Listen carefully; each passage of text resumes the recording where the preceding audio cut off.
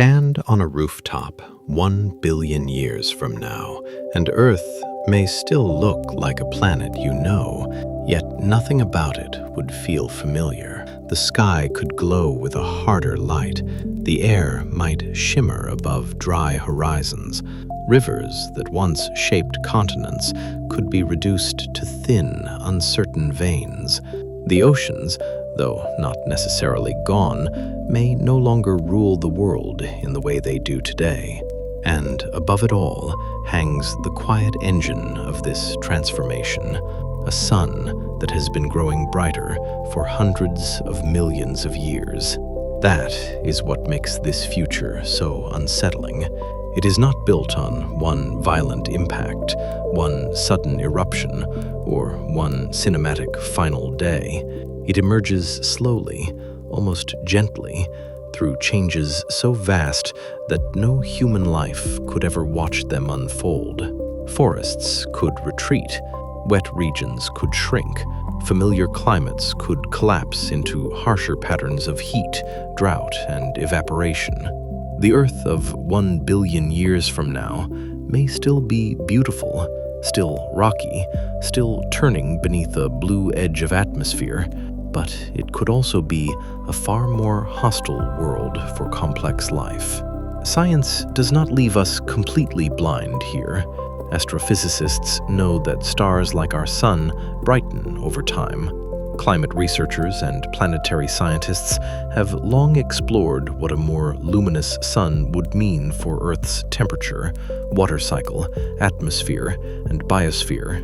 Some details remain uncertain, especially when it comes to the exact arrangement of continents, coastlines, and mountain ranges so far in the future. But the broad direction is grounded in real physics, real geology, and real limits on what an inhabited planet can endure. Researchers can model greenhouse limits, atmospheric chemistry, ocean loss, and the long decline of carbon dioxide, which means that while no single image is certain, the future we are exploring is not arbitrary speculation. So the question is not simply whether Earth will still exist, it is what the surface of Earth might actually look like for anyone standing on it. What kind of skies would stretch above the land?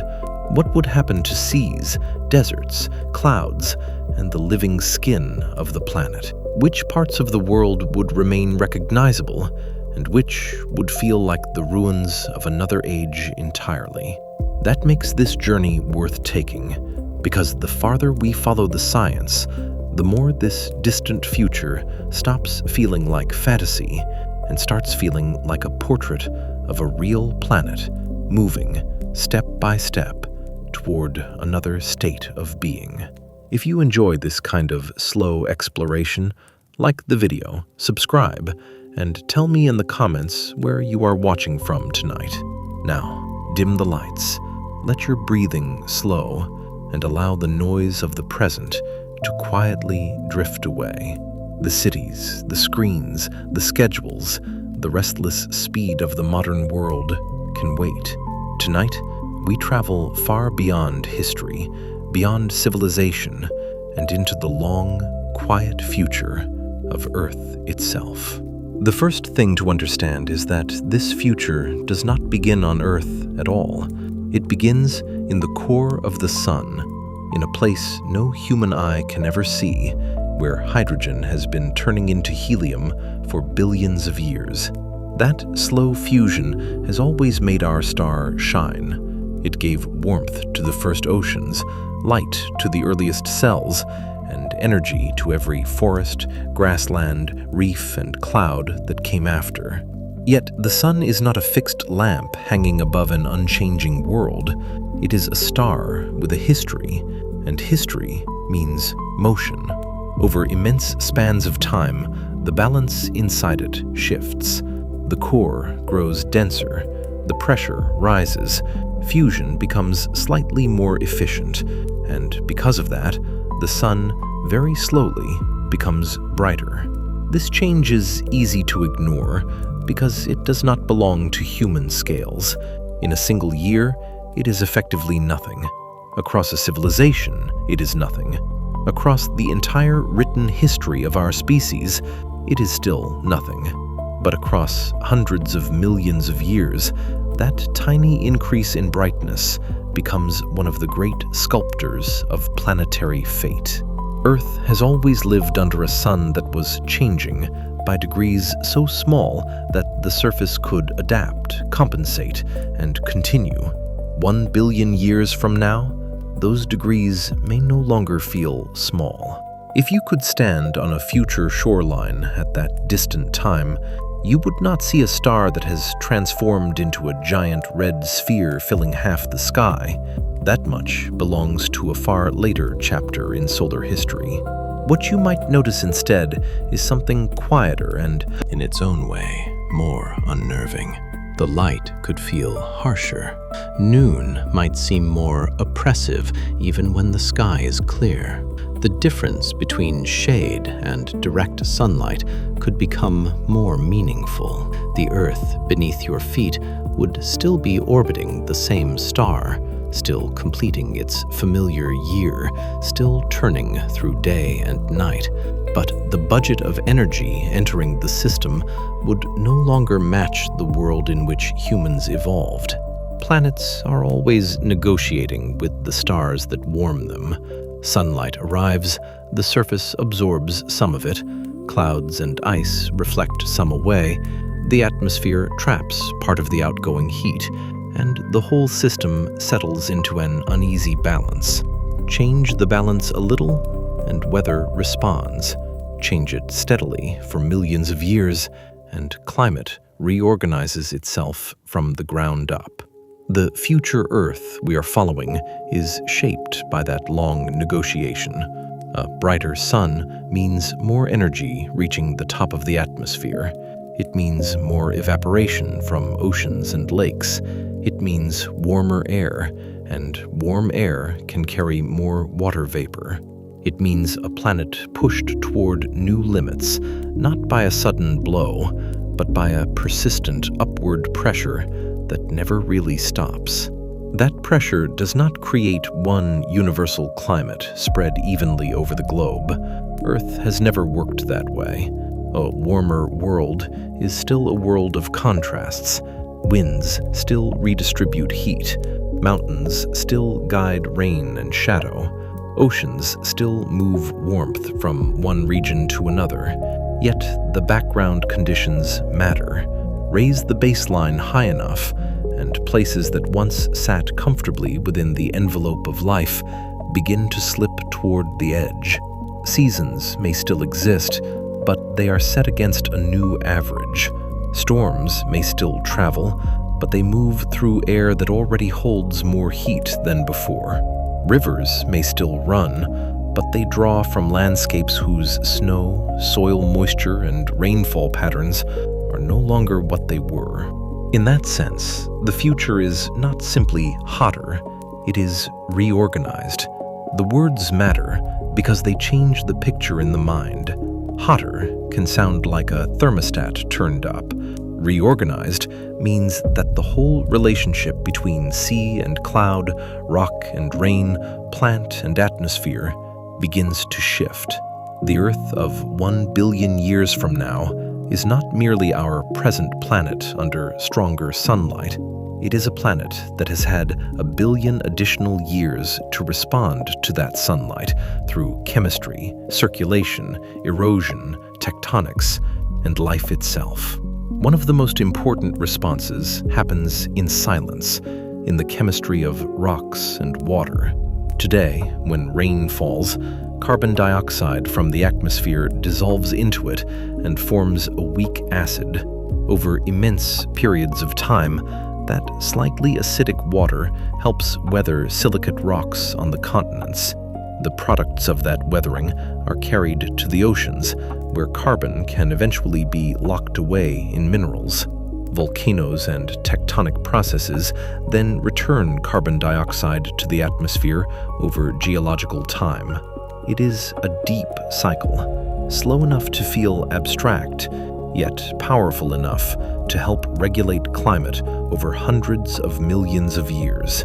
This cycle is one reason Earth has remained habitable for so long. In the distant past, when the sun was fainter, higher levels of carbon dioxide likely helped keep the planet warm enough for liquid water. As the sun gradually brightened, less carbon dioxide was needed to maintain a temperate surface, and geological processes could draw some of it down. That is one of the profound balancing acts of Earth history, but balances can be pushed too far in either direction. A world receiving more and more sunlight may eventually require such low atmospheric carbon dioxide to remain temperate that the biosphere begins to pay the price.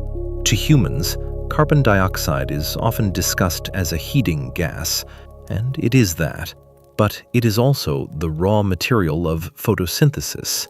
Plants do not merely live under the sky, they feed from it, pull the concentration down far enough, and many familiar forms of plant life struggle to function.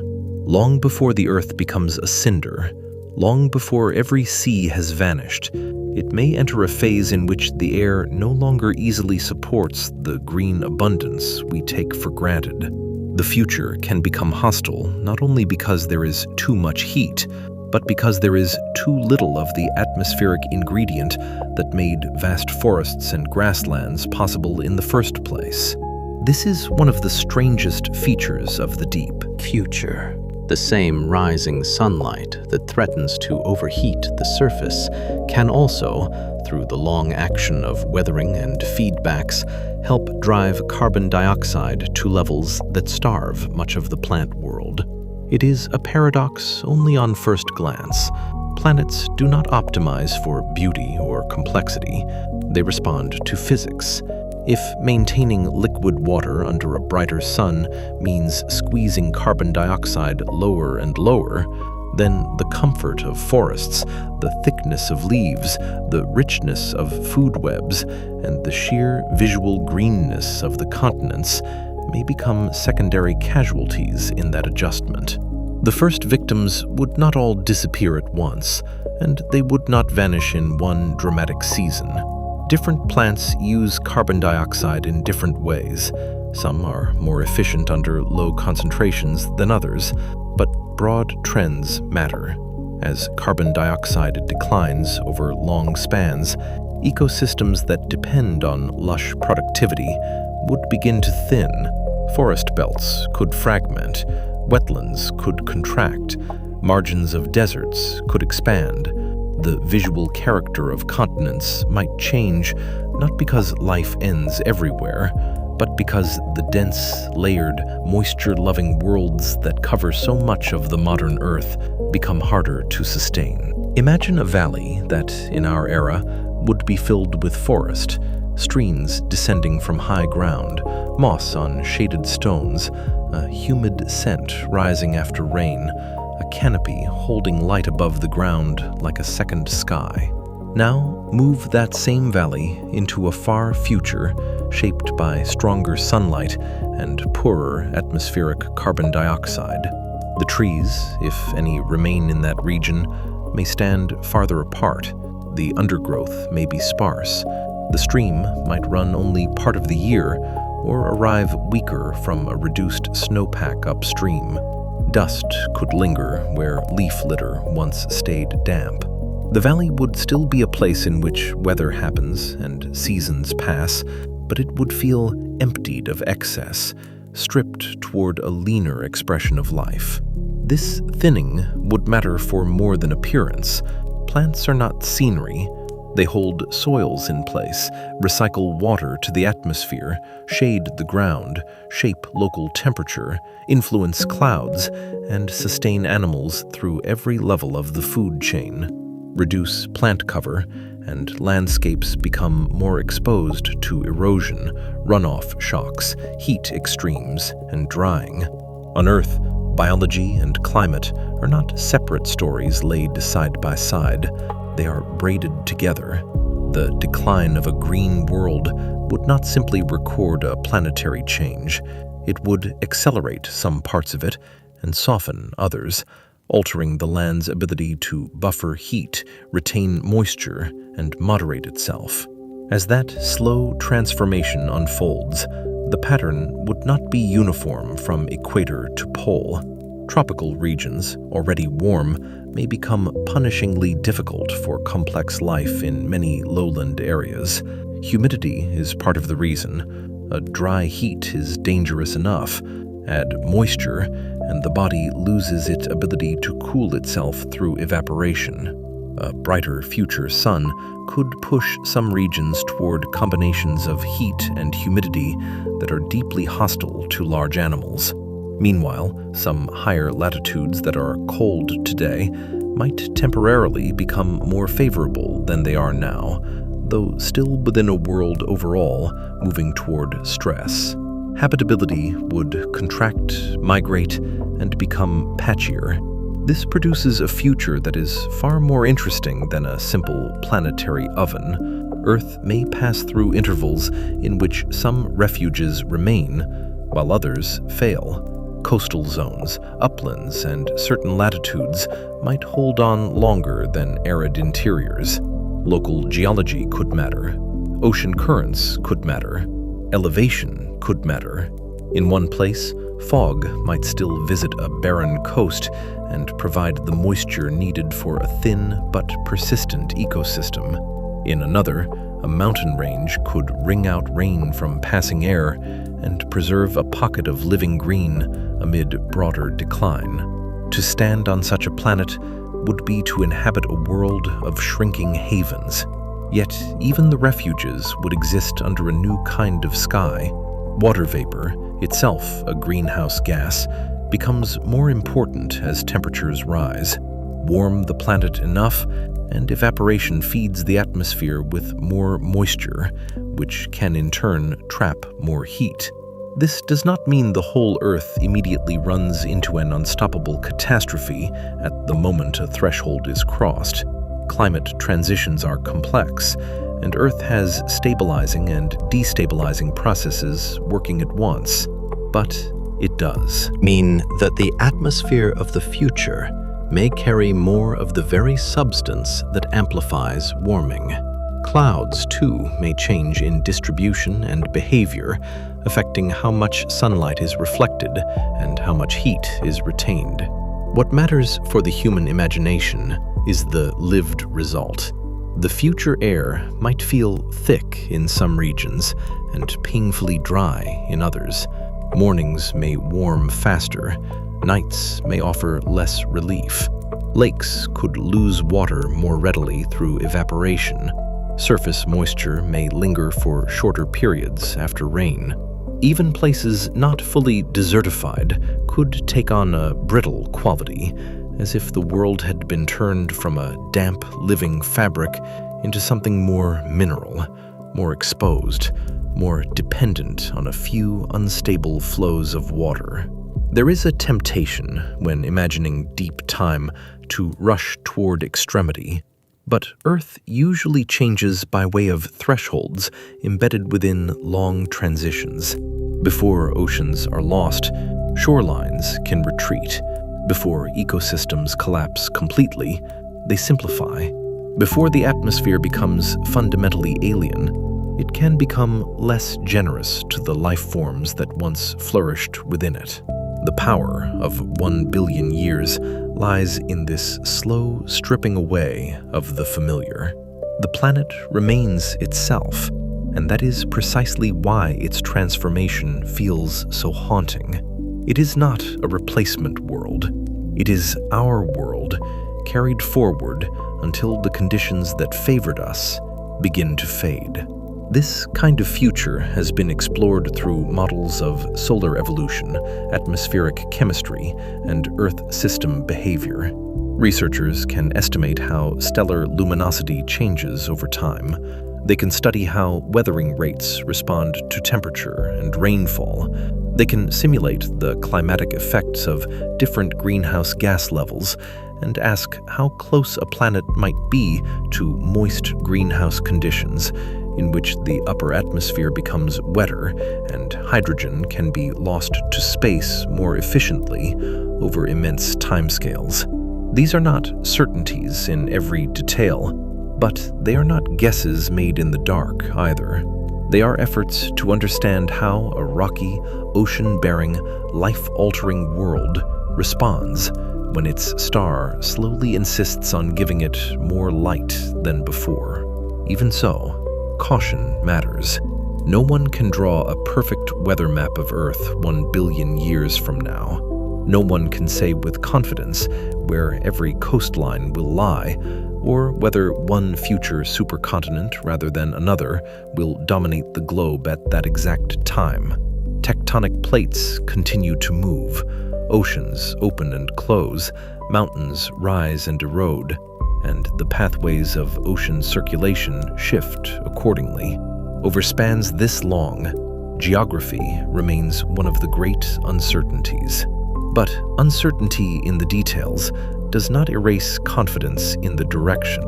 However the continents are arranged, they will still sit beneath a brighter sun. However the mountain chains migrate, they will still shape a hydrological cycle under increasing stress. However the oceans are distributed, they will still participate in a climate system being pushed toward hotter states. To appreciate what that means, it helps to imagine not one static postcard of the future, but a long procession of worlds, each one only slightly different from the last. A sea becomes warmer by a degree, then another. A forest edge retreats by a valley, then another. A belt of reliable rainfall narrows. Snow remains longer only on the highest peaks. Lakes become more seasonal. Soils lose moisture earlier in the year. A plant community shifts toward tougher, slower-growing species.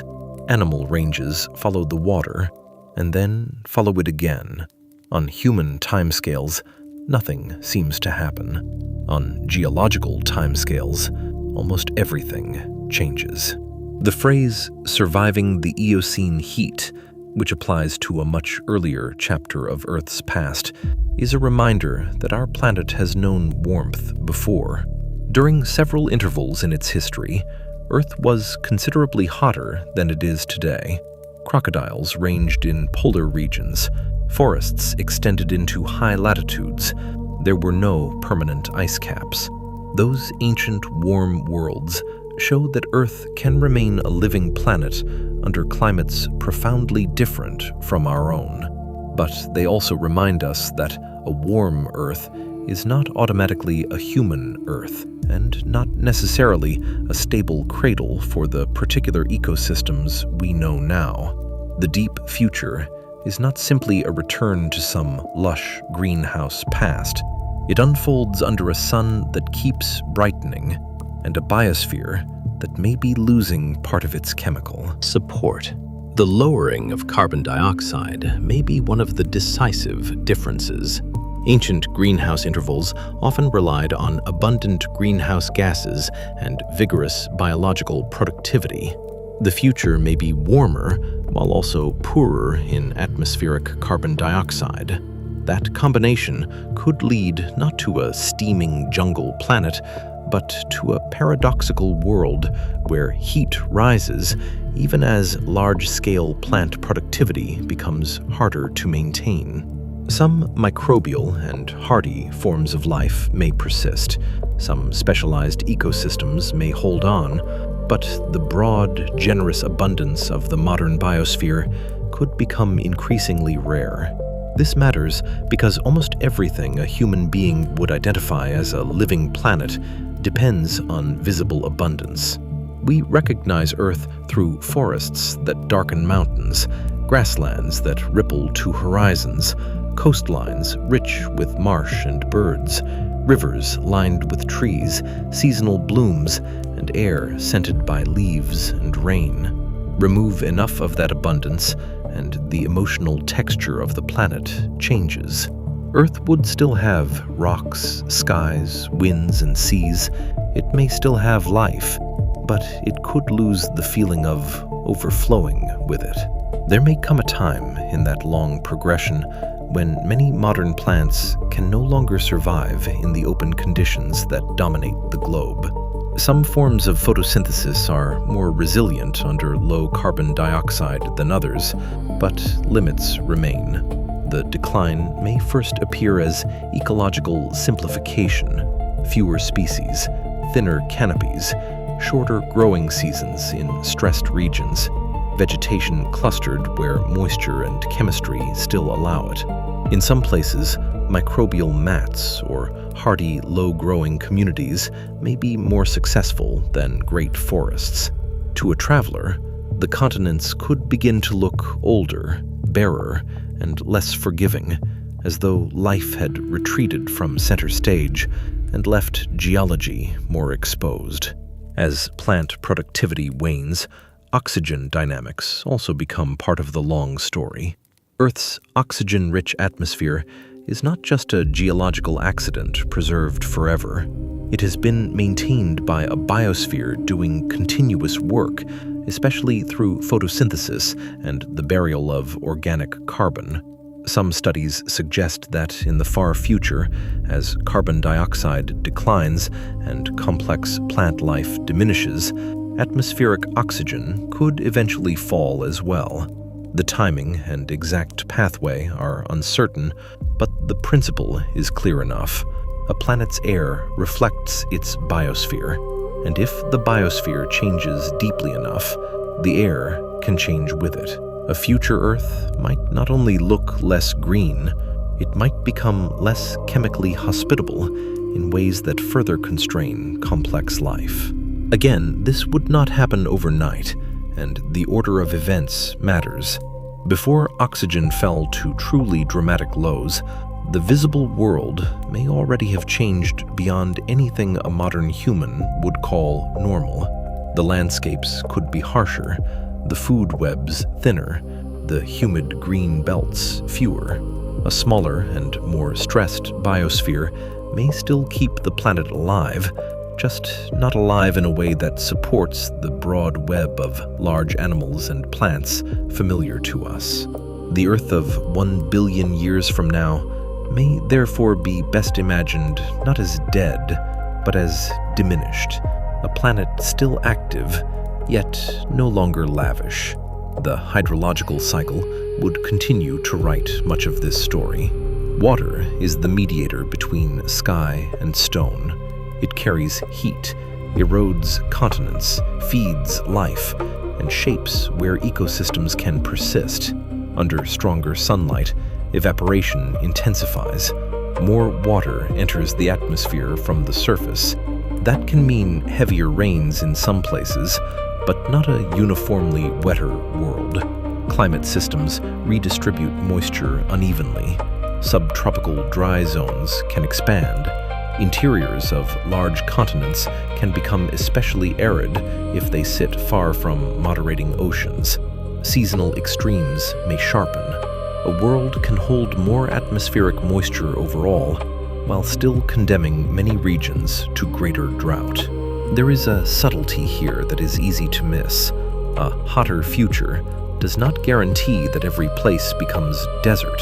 Some areas may see intense storms or monsoonal regimes, but abundance is not the same as reliability.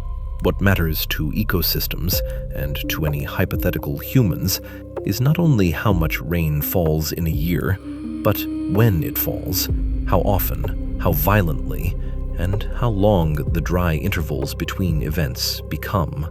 If water arrives in brief, punishing bursts and then vanishes into evaporation or runoff, the land can remain difficult to inhabit. The future Earth may therefore feel unstable in its generosity. Too much water in the air, too little security on the ground. Such instability would shape the character of rivers. Many of the great river systems we know depend on combinations of rainfall, snowmelt, groundwater recharge, and broad vegetated drainage basins that slow runoff and sustain flow. Alter those foundations, and a river changes identity. It may still occupy a valley, still twist across a floodplain, still return with seasonal force, but its behavior can become more erratic.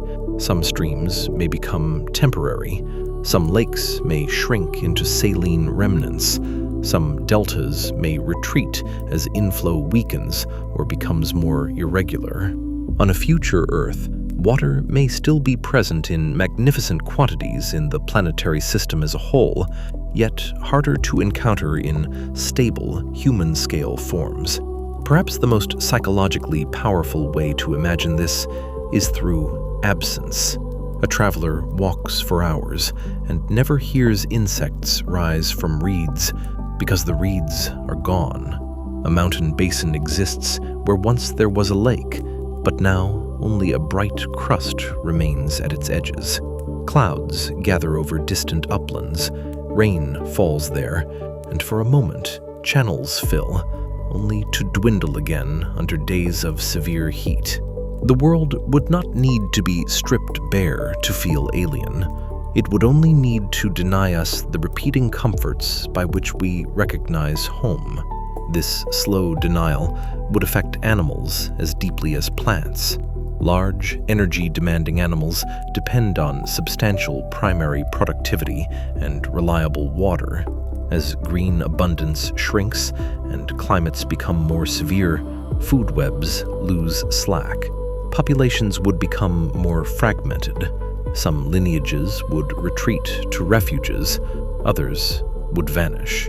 The planet might still host life adapted to heat, salinity, low productivity, or fluctuating water availability, but the age of broad, rich, globally distributed ecosystems would be fading. Even if some vertebrate life remained in pockets, the visual drama of abundant animal presence across landscapes could diminish sharply.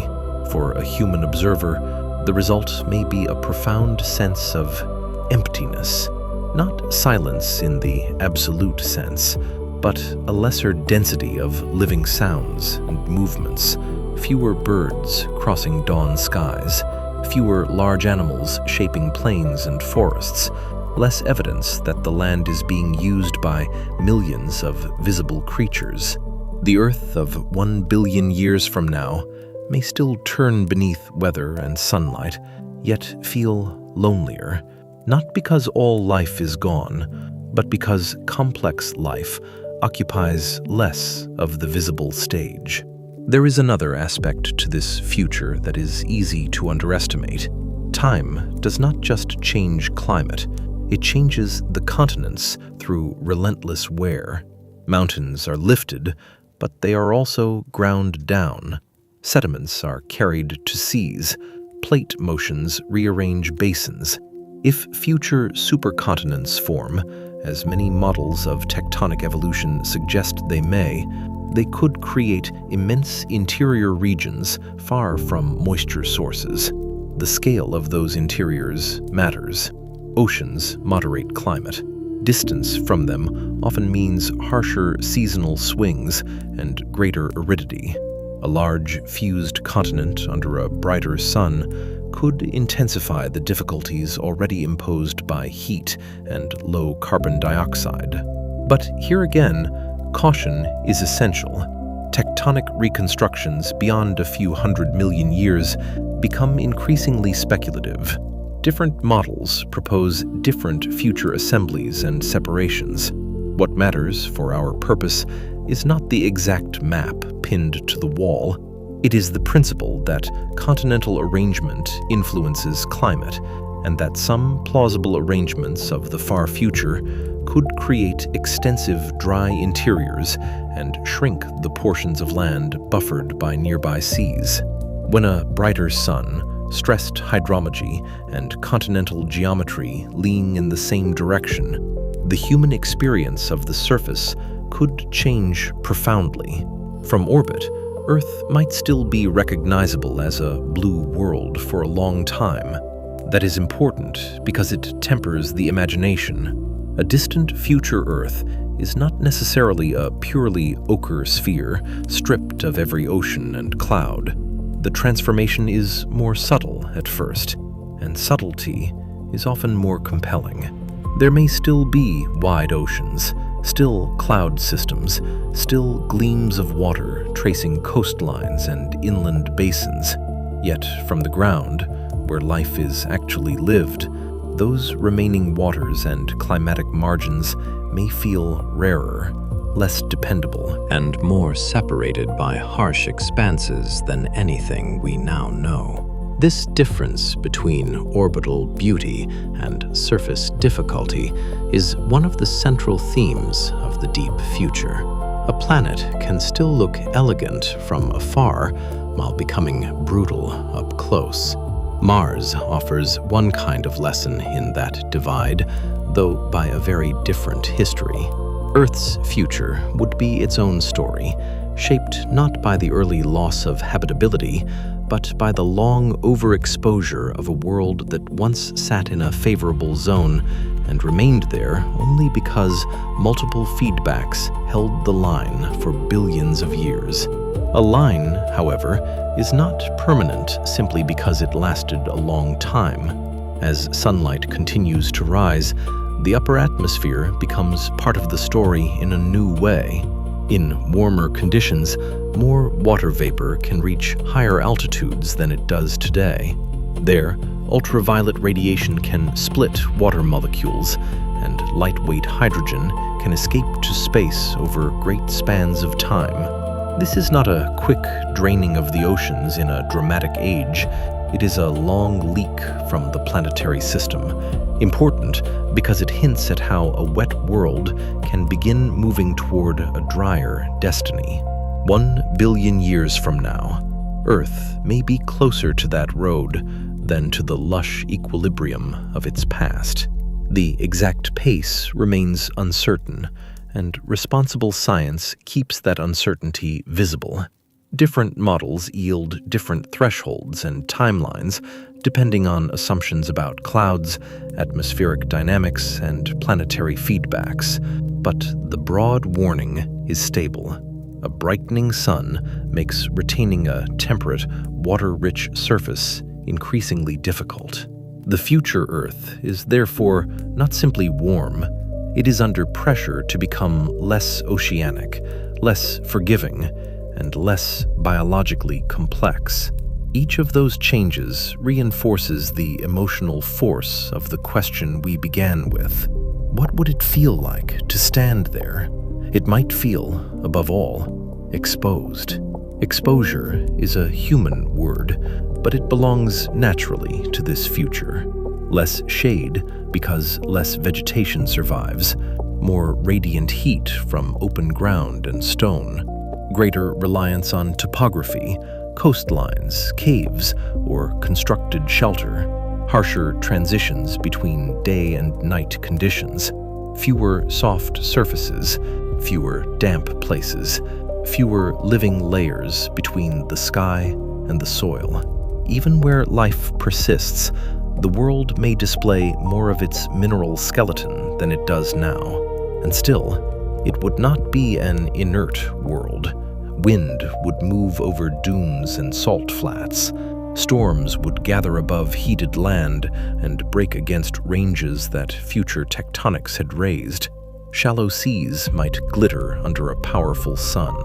Clouds could pile up at certain latitudes with almost tropical drama, then pass beyond vast dry basins that receive little relief. The Earth would remain dynamic, deeply physical, and in some ways visually magnificent. What changes is the relationship between that magnificence and the needs of large, delicate, oxygen-hungry, water-dependent beings like us. That is why the future cannot be reduced to one mood. It is not merely tragic and not merely sublime. It is both. There is melancholy in the fading of forests, but grandeur in the persistence of weather over altered continents. There is loss in the shrinking of familiar habitats, but wonder in watching a planet obey the same laws that governed it from the beginning. The Earth of 1 billion years from now would still be comprehensible through physics, chemistry, and geology. It would still be, in the deepest sense, natural. What disappears is not order, but familiarity. And familiarity matters because it determines what we call home. Home is not only a planet with rock, gravity, and water.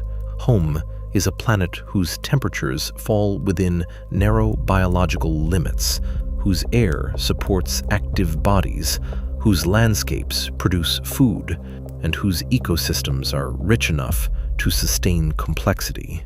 As the sun slowly brightens and the long carbon story bends against the green world, Earth may remain a planet while ceasing, piece by piece, to remain a home for creatures like us.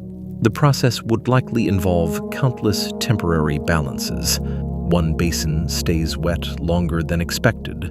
One high plateau supports stubborn ecosystems after lowlands fail. A coastal current preserves a mild strip under conditions that would otherwise be severe. Life adapts, redistributes, simplifies, and endures where it can. Deep time is full of resilience, but resilience is not the same as permanence. The fact that some life may survive far into the future does not guarantee a world that still resembles the one inherited by humans.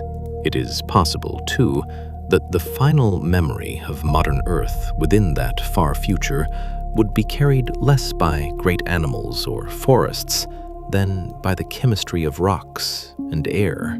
The green biosphere that once remade the atmosphere, weathered continents, and filled the seas with oxygen would be leaving fainter signatures. Viewed through the lens of planetary science, Earth would be moving out of its richest biological age, not because of a single external catastrophe, but because habitable intervals are finite, even on worlds that seem endlessly stable when measured against human generations.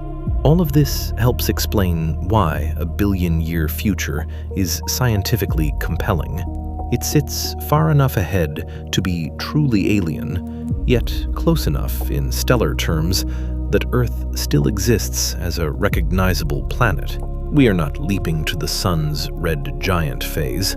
We are looking at the quieter, slower unraveling of the conditions that made our present possible. That makes this future more subtle, more plausible, and in some ways, more intimate. It concerns the fading of environmental gifts we scarcely notice because they have always surrounded us. So when we ask what Earth will look like in 1 billion years, the answer begins not with fiery destruction, but with pressure. More sunlight, less accessible carbon dioxide for many plants, a hydrological cycle under strain, landscapes losing moisture, density, and biological richness, regions of refuge amid wider difficulty, a world still active, still beautiful, still turning, but one in which the familiar generosity of land, water, and air has been slowly reduced. If a human could walk there, the first impression might not be that they had arrived on another planet. It might be something more disturbing than that. It would feel like Earth, after Earth had spent too long becoming something else. And once that feeling settles in, another question rises almost immediately. If the sky is brighter, the land drier, the forests thinner, and the air itself beginning to shift, then what would the surface actually offer to those trying to live upon it, to find water, to build shelter, to move between habitable pockets, and to look out across the horizon for some trace of the old world still remaining? To answer that, it helps to pause over the smallest human habits. Imagine looking for shade first, then water, then a path through the terrain. The future Earth may still contain grand vistas, long coastlines, and mountain silhouettes beautiful in the evening light. Yet, from a human perspective, the practical order of the world would have changed. On our present planet, People often settle where moderate climates, fresh water, fertile soils, and predictable seasons overlap. In that distant future, those overlaps could become rare. The richest human environments might survive only in narrow belts where geography and atmosphere still cooperate. A future settlement, if any existed, would probably not spread across broad continents in the way ancient river civilizations once did. It would be drawn toward margins, elevated coasts, persistent uplands, regions where ocean influence softens extremes. Perhaps places where fog delivers moisture, or where tectonic scars guide groundwater near the surface. The geography of comfort would tighten. Great empty spaces could lie between the remaining livable zones, not because the whole Earth had become impossible, but because tolerable conditions had become discontinuous. This is one reason the planet would begin to look unfamiliar long before it became truly uninhabitable. Human beings do not experience Earth as a global average. We experience it as a mosaic of local permissions. Here, water can be stored. Here, crops can grow. Here, the heat is survivable. Here, a river meets the sea and creates a natural meeting point between worlds. Change enough of those permissions, and the map of civilization dissolves, even if the map of the planet remains. A world does not need to lose all its water to feel dry to us. It does not need to lose all life to feel empty. It only needs to move beyond the narrow partnership of temperature, chemistry, and ecology that once made human life easy. 1 billion years from now, Earth may still carry clouds across its skies and tides across its shores, but the surface could already be telling a different story, one written less for forests and cities than for rock, heat, and the scattered endurance of whatever remains. And that is where the distant future becomes most vivid, not in equations alone, but in the ground itself, in the color of the horizon, in the fate of rivers and coastlines, in the texture of air above stone, in the shrinking places where a traveler could stand and believe that the old Earth had not entirely gone. From there, the next step is to descend to the surface and ask what such a planet would look like, not from orbit, but at eye level, where heat, water, and landscape become lived reality.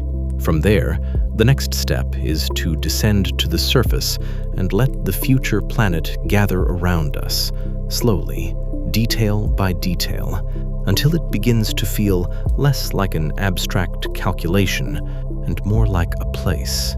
Not a place of sudden apocalypse, but a place of altered habits. A place where the sky itself would tell you, from the first glance upward, that Earth had entered a different age. The sky over such a world would still be recognizable as a sky. That matters. It would not necessarily be some alien vault painted in impossible colors, nor a permanent furnace of glowing red haze. Earth would remain a rocky planet with an atmosphere, clouds, winds, and cycles of light and dark. But those familiar elements would be rearranged by stronger solar input, by changes in water distribution, and by a biosphere that may no longer shape the air in the way it does today. To stand beneath that sky would be to sense continuity and estrangement at once. The first difference might be brightness. The sun, though not yet in its final giant stage, would be more luminous than the one under which modern humans evolved. That extra energy would not simply make the daylight stronger in the theatrical sense. It would alter the entire feel of exposure. Surfaces would heat more aggressively beneath direct light.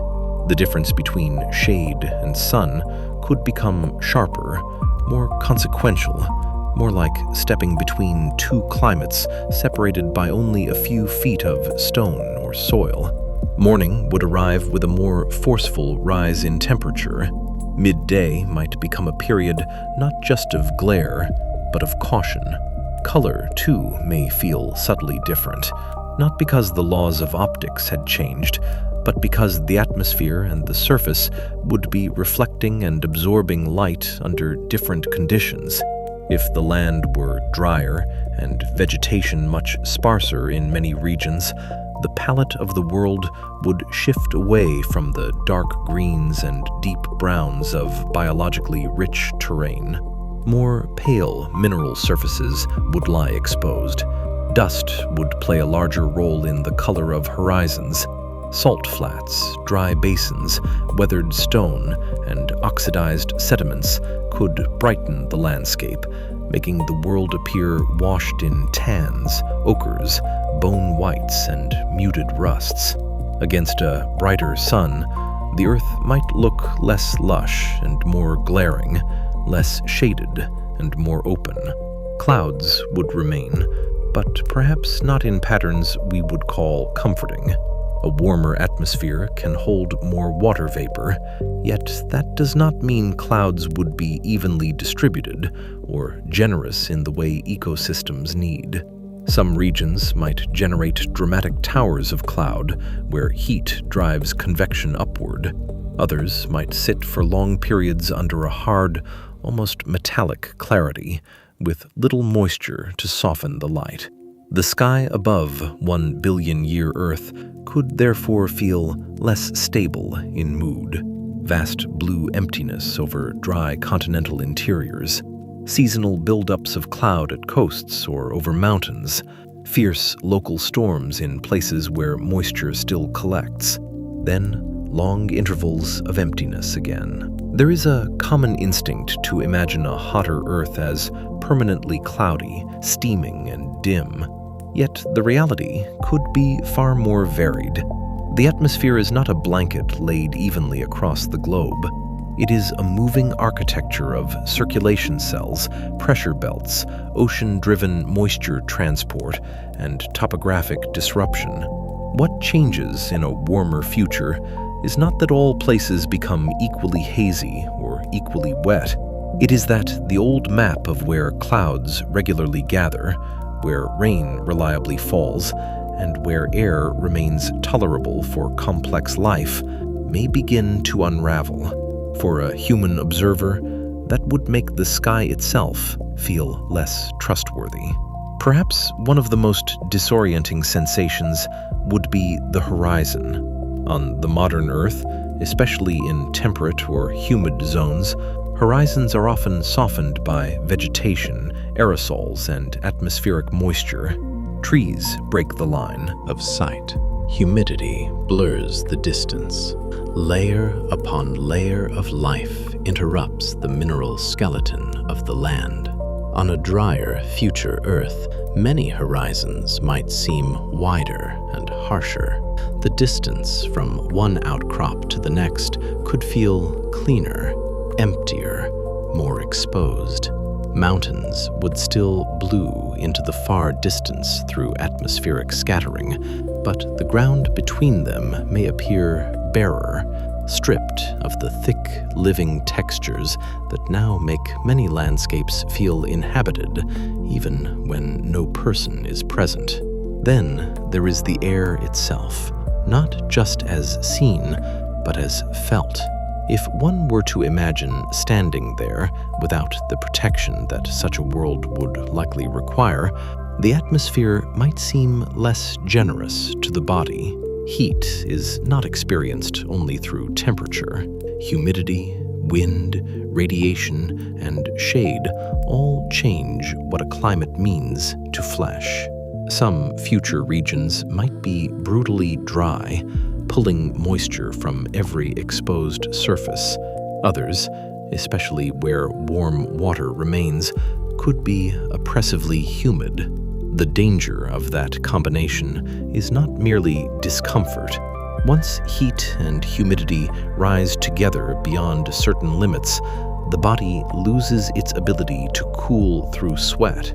In that sense, the sky above future Earth would not just be scenery, it would be a direct participant in deciding where life could still function at human scale. This is why the surface of the planet cannot be understood from sunlight alone. The atmosphere mediates everything. It determines how energy is distributed, where water moves, and how the boundary between habitable and uninhabitable space is drawn on the land. A brighter sun pushes the system, but the atmosphere translates that pressure into lived conditions. One coastal region might remain survivable because marine air tempers extremes. One elevated plateau might stay tolerable because cooler temperatures at altitude compensate for the stronger sun. Another low basin could become almost impossible during long hot seasons because still air and trapped humidity leave no path for cooling. The future would be local before it became global. Once the eye adjusts to the sky, it would naturally turn to water, because water is the next thing human beings look for without thinking. Water is not only a resource, it is a clue. Find water, and you begin to understand a world. You understand its weather, its cycles, its possibilities. On Earth, 1 billion years from now, the immediate question would not be whether the planet still possesses water at all. It almost certainly would. The question would be how that water is arranged, how stable it is, and how easily a human landscape could still gather around it. Rivers may be among the first familiar things to feel transformed. A modern river is rarely just a trench with moving liquid at the bottom. It is often the visible expression of a much larger system. Snowpack in distant highlands, groundwater recharge through wetlands and soils, rainfall patterns distributed across seasons, and plant communities that slow erosion and hold water in place. Remove enough of that stability, and a river survives only as a more erratic version of itself. It may arrive in violent pulses. It may wander across a wider dry bed for much of the year. It may cut deeply after storms, then shrink into disconnected pools. In some regions, the river of the future could still be large from above, but unreliable from the bank. That distinction matters because rivers are often the foundation of human geography.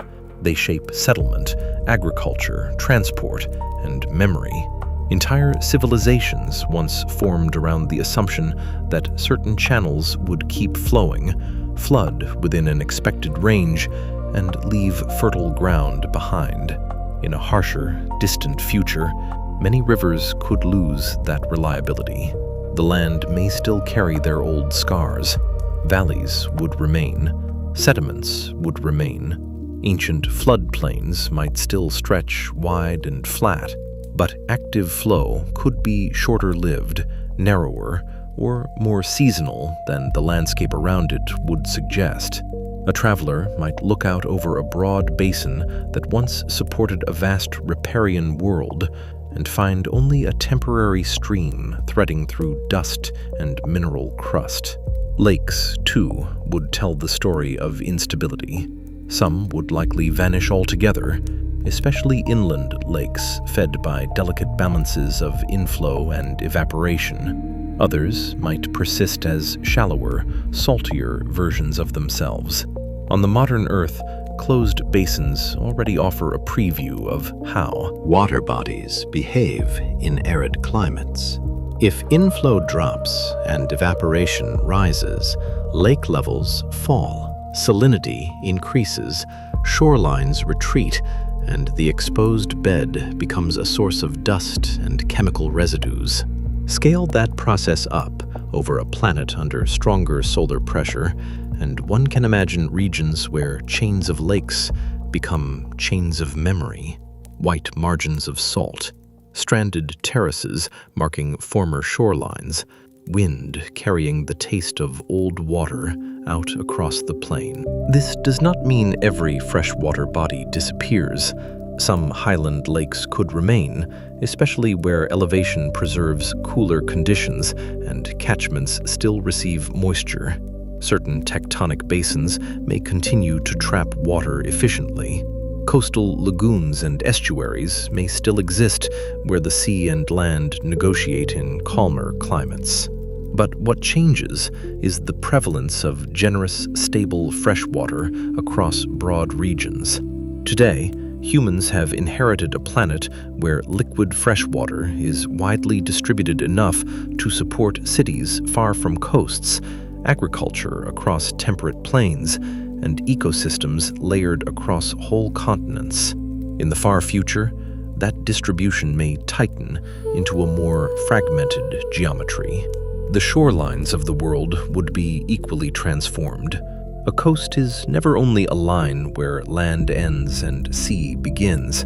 It is an exchange zone shaped by tides, storms, sediment, groundwater, estuaries, marshes, mangroves, reefs, and human use. On future Earth, coasts might still be among the most habitable parts of the planet, precisely because oceans moderate temperature. But moderation would not guarantee familiarity. Warmer seas change evaporation. Changing atmospheric patterns alter storm tracks. Shifts in continental position alter currents. Biological decline could erase coastal ecosystems that once protected shorelines and enriched food webs. Some coasts might remain beautiful in a severe, luminous way, but less productive, less buffered, and less biologically dense than those we know. The smell of such a coastline would be different. This may sound like a small detail, yet it carries enormous environmental meaning. Modern coasts are often full of organic scents: tidal flats, seaweed, wet sediment, vegetation, microbial life. A coastline on a hotter and biologically diminished Earth might smell more mineral, more salt, more warm rock, more drying mud. That would not mean the sea had become lifeless everywhere, only that its intimate exchange with the land had changed. The low green edges where sea and continent once met could be less common. More coasts may terminate in cliffs, barren flats, or sparse saline margins, rather than in wide living mosaics. To understand why this could happen, it helps to widen the frame and think about oceans as climate engines. Oceans store enormous amounts of heat. They transport energy through currents. They feed the atmosphere with water vapor. They absorb carbon dioxide. They moderate seasonal extremes in regions that lie near them. Their fate under a brighter sun is therefore central to the fate of the surface as a whole. But the future of the oceans is not easy to summarize in a single sentence. The popular image is simple. First comes warming, then the oceans slowly disappear.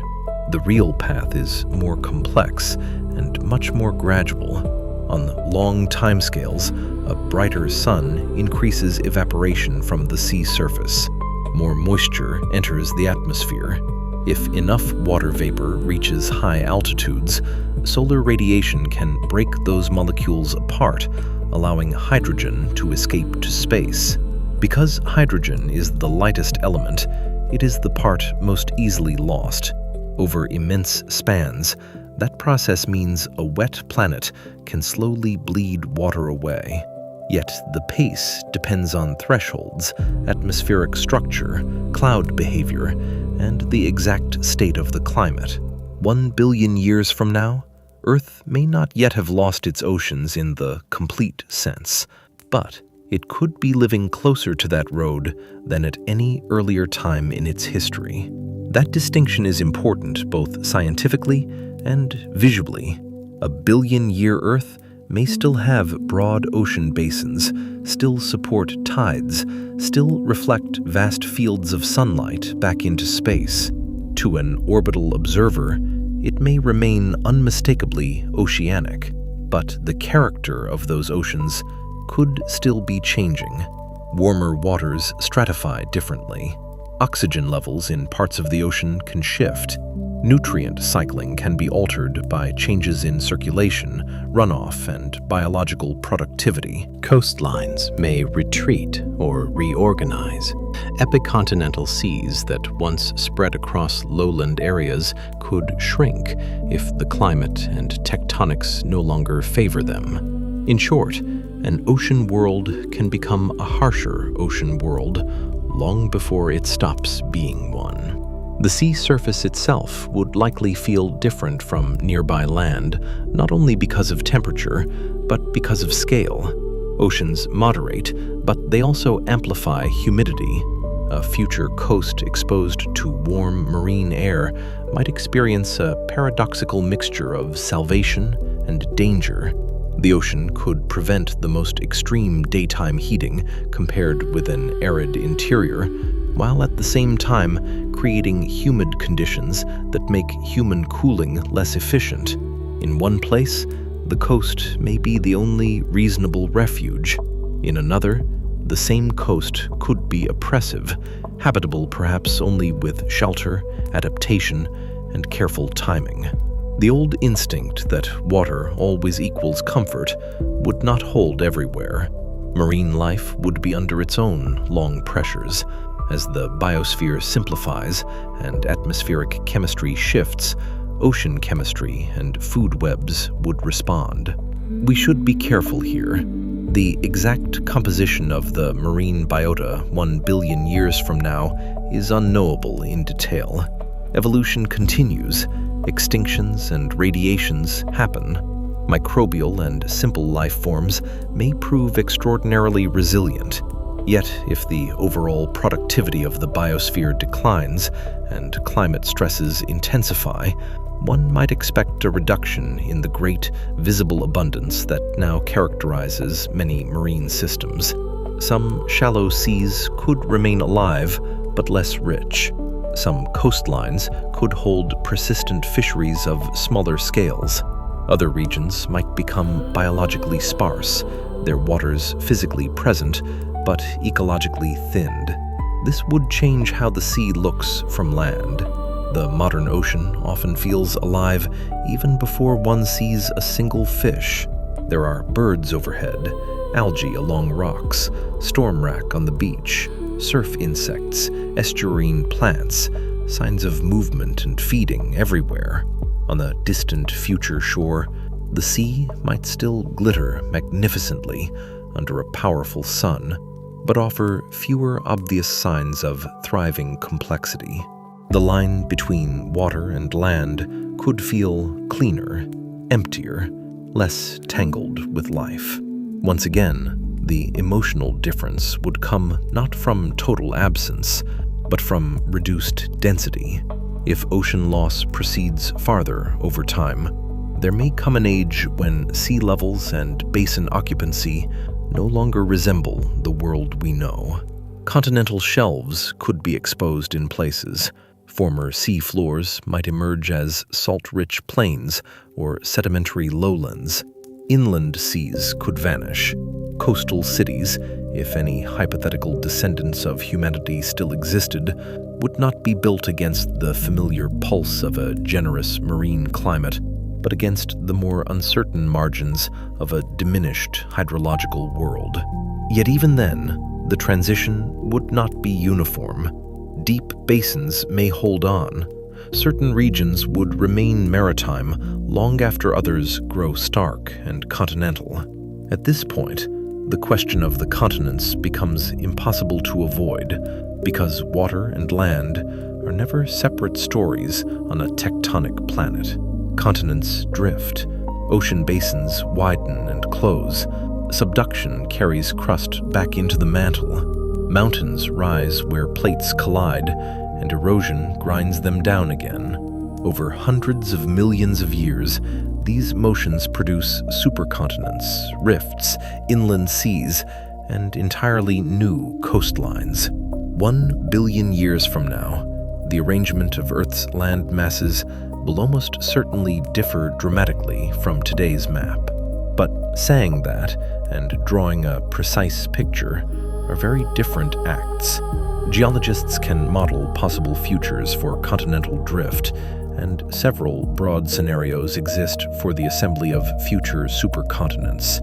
Some models suggest the closure of the Atlantic and the creation of an inward-facing ocean. Others imagine different patterns of collision and separation. The farther one projects, the less certainty survives. Mantle convection is not easily forecast with clock-like precision over such spans, and small variations accumulate into very different maps.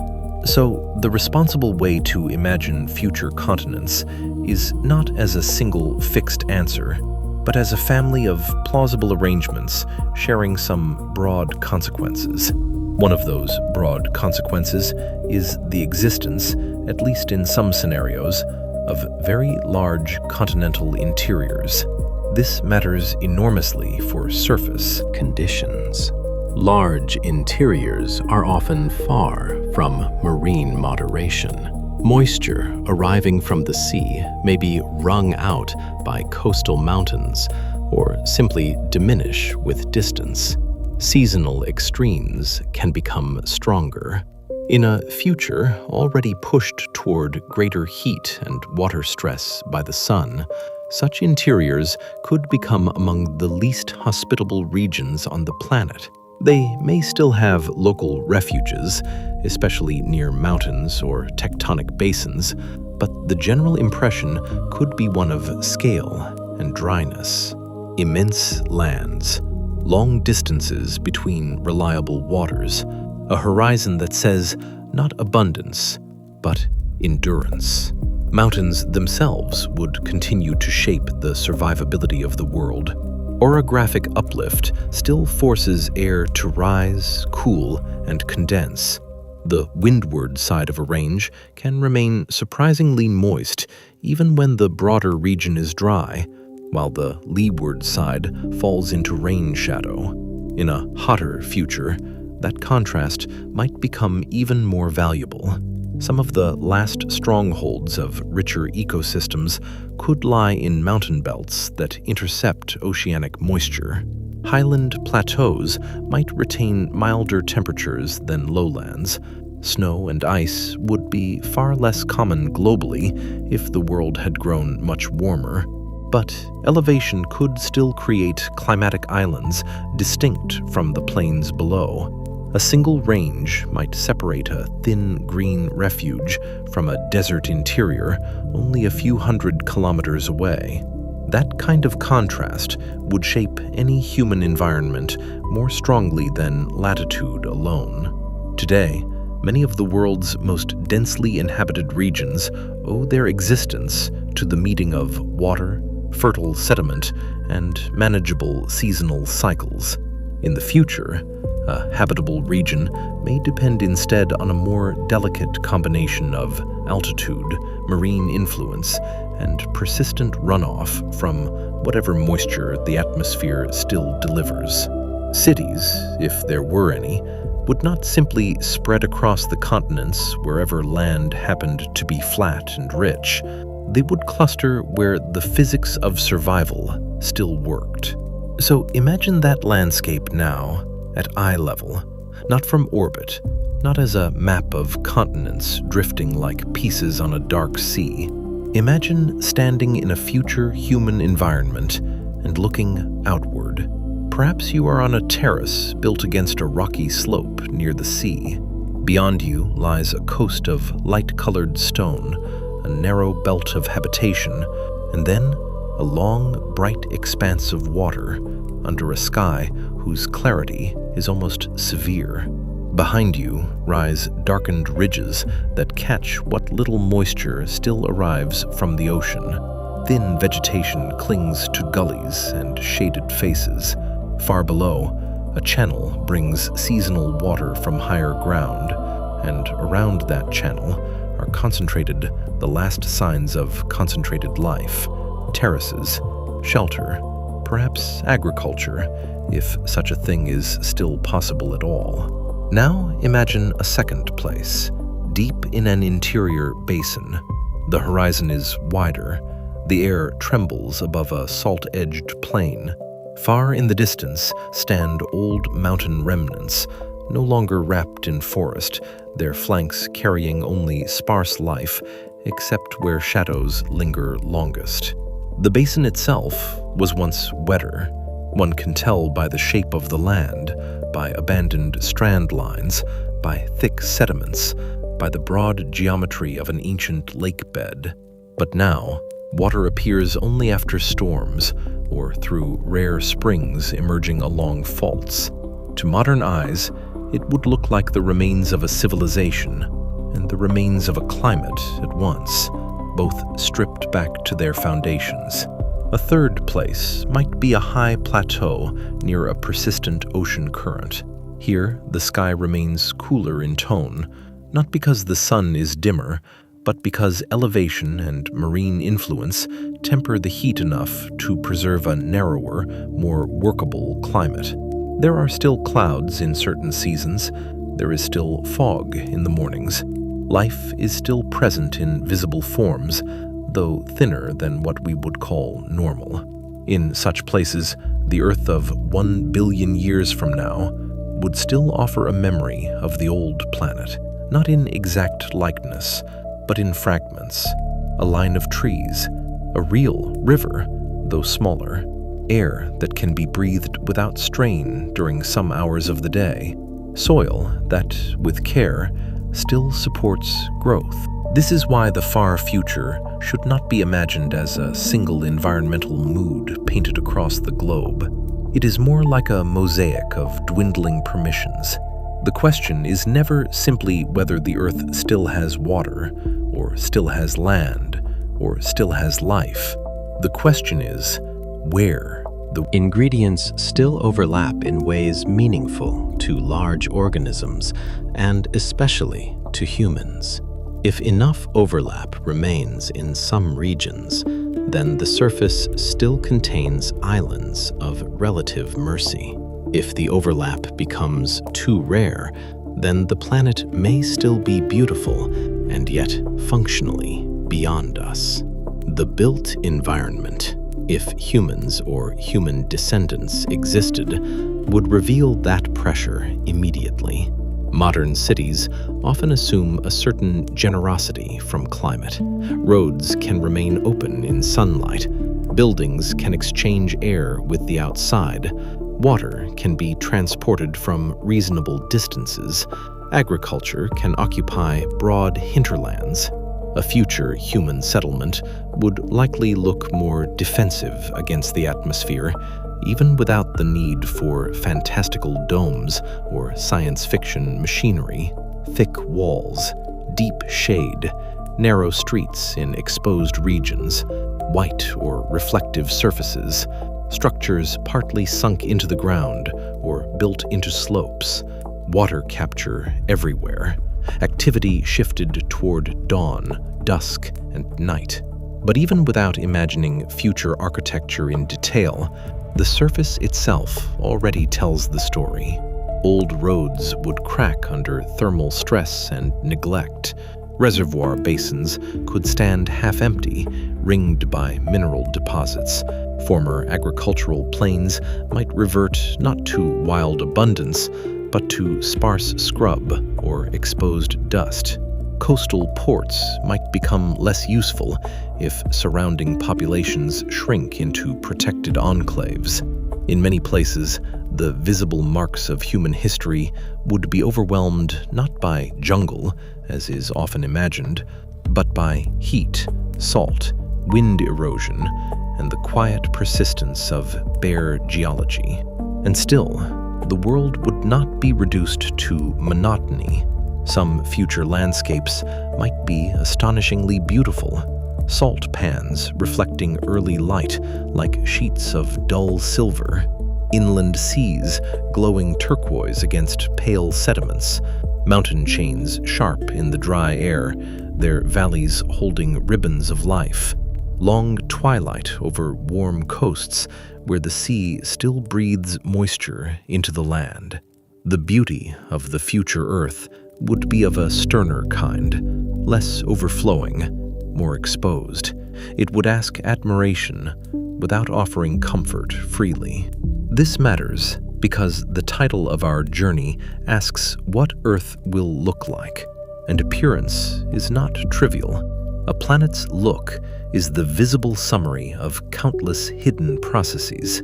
The broad mineral tones of the land would speak of exposed rock, reduced vegetation, and altered weathering patterns. The brightness of the sky would speak of the sun's slow evolution and the atmosphere's changing structure. The scarcity or abundance of surface water would speak of hydrology under stress. The distribution of habitable places would speak of the narrowing partnership between climate, chemistry, and life. To look at future Earth would be to look at the long consequences of physics becoming geography. If one were forced to reduce that view to a single impression, perhaps it would be this: Earth would still appear grand, but less forgiving. A world not yet dead, not yet stripped of every ocean or cloud, but already moving beyond the conditions that once made it easy for complexity to spread across its surface. The line between habitable and beautiful would begin to separate. Many places would remain beautiful, fewer would remain kind. That separation may be the deepest psychological shift of all. Modern humans are used to a world in which beauty often implies livability: a green valley, a freshwater shore, a temperate coast, a wooded mountain basin. These are not only lovely places, they are the kinds of places in which our species tends to thrive. On a billion-year Earth, some of the most beautiful sights might be harsh mineral panoramas, grand empty coasts, or luminous deserts shaped by heat and vanished water. The eye would still find grandeur. The body would not always find refuge. Night would reshape that beauty again. Under clear skies in dry continental interiors, darkness might still release heat quickly enough to create sharp daily swings. Daylight would punish the exposed surface, then twilight would briefly soften stone, and night would become the only reasonable time for movement. In more humid refuges near warm seas, evening might bring less mercy. Heat would linger in air and walls, humidity would remain high, and darkness would dim the world without truly cooling it. The old human habit of treating night as rest and day as activity could therefore be reversed in many regions. Future life, if it remained complex, might lean toward dawn, dusk, and shadow, arranging itself around the narrow hours when the planet loosens its grip. This rhythm would alter perception. A traveler crossing one of the more arid interiors could know the land first through silhouettes and temperature gradients rather than daylight color. Mountains would stand as cold outlines against a still bright western sky. Dry channels would guide movement like pale scars through the darkness. Salt flats might gleam under moonlight with an eerie softness, while open rock would continue releasing the day's stored heat well after sunset. The moon itself would still rise and fall over this future Earth, slightly more distant than it is now, but familiar enough to make the ground beneath it feel even stranger. The heavens would preserve continuity, while the surface below announced that continuity is not the same thing as stability. Dust would probably become one of the great visual and practical signatures of the age. When vegetation thins, soils dry, lakes retreat, and floodplains lose the regular input of water that once bound sediments together, the atmosphere becomes more vulnerable to mineral loading. Winds that today would move over grass, shrubs, forests, marshes, and agricultural ground could instead pass over exposed beds of silt, salts, and weathered sediments that would color the lower sky, soften distant outlines, and lend many regions an atmosphere of suspended earth. Sunrises and sunsets might become extraordinarily beautiful under these conditions, painted not by moisture alone, but by fine particles held in dry air. Such dust would not be merely cosmetic. It could influence cloud formation, redistribute nutrients where ecosystems remain, and add another layer of unpredictability to already stressed climates. In some places, it might deepen the difficulty of breathing. In others, it could dim the horizon just enough to give barren landscapes a hazy tenderness they would not otherwise possess. This is one of the recurring paradoxes of future Earth. Processes that signal decline can still produce scenes of real splendor. A crimson evening over a mineral basin may be one of the last beautiful things a harsher world offers, even as that beauty is created by the exposure of surfaces that once lay underwater or vegetation. Seasonality would continue to matter because Earth would still tilt, still orbit, still move through yearly cycles of light. But seasons might no longer feel like the rounded, familiar pattern that shaped most of human history. In some places, the central fact of the year could become a brief, survivable interval surrounded by much harsher conditions. Rain may arrive in concentrated bursts rather than generous distribution. Heat may cross dangerous thresholds for longer portions of the warm season. Water storage, cloud patterns, and biological activity would all become tied to narrower windows. In effect, the year would not disappear. It would become sharper, with consequences that are felt more like gates than like gentle transitions, that would transform soils as much as skies. Soil depends on time, moisture, roots, microbes, and the slow accumulation of organic complexity. Reduce moisture reliability and plant cover, and the ground itself becomes less forgiving. Some basins may accumulate salts. Some slopes may lose fine material to intense runoff after rare storms. Some floodplains may remain chemically rich, yet too hydrologically unstable to support sustained abundance. Soil that on the modern Earth would have carried forests, grasslands, or agriculture could become thin, exposed, and episodically active rather than continuously alive. The surface then begins to look less woven and more broken, as if the living skin of the continents were pulling back from the rock beneath. Any built environment surviving into such an age, even in theory, would have to answer these conditions directly. The architecture of comfort would become the architecture of defense. Shade would be a resource rather than an aesthetic choice. Surfaces would need to reflect rather than absorb excess heat. Water capture and storage would shape design at every scale, from single shelters to whole settlements. Open plazas, broad glass facades, and lightly insulated buildings belong to climates that still offer broad permission. A harsher Earth would favor thickness, recess, ventilation routes protected from direct radiation, and forms aligned with the rhythms of sun and wind. The geometry of a city would become a climate record. Transport would change with equal force. On a more conditional planet, routes would not simply connect resources and populations, they would connect survivable intervals of terrain. A path along a fog-fed coast might be worth 1,000 kilometers across a dry interior. A mountain corridor might matter less because it is short than because it preserves water, shade, and lower temperatures. Seasonal movement could also become more important, with some routes passable only during brief windows after rains or during cooler months.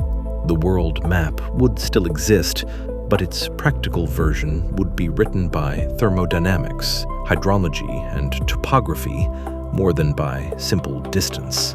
All of this points toward a single underlying truth. The far future Earth would likely remain a planet of exceptions. Not empty in every place, not dead in every basin, not stripped of every coast or cloud, but increasingly selective in what it allows. To move through that world would require reading signs the way desert travelers, mountain peoples, and maritime cultures have always done, only with much higher stakes. A seam of green in a canyon, a line of morning cloud on a ridge, a persistent band of cooler air above a current-swept shoreline. These would not be minor details.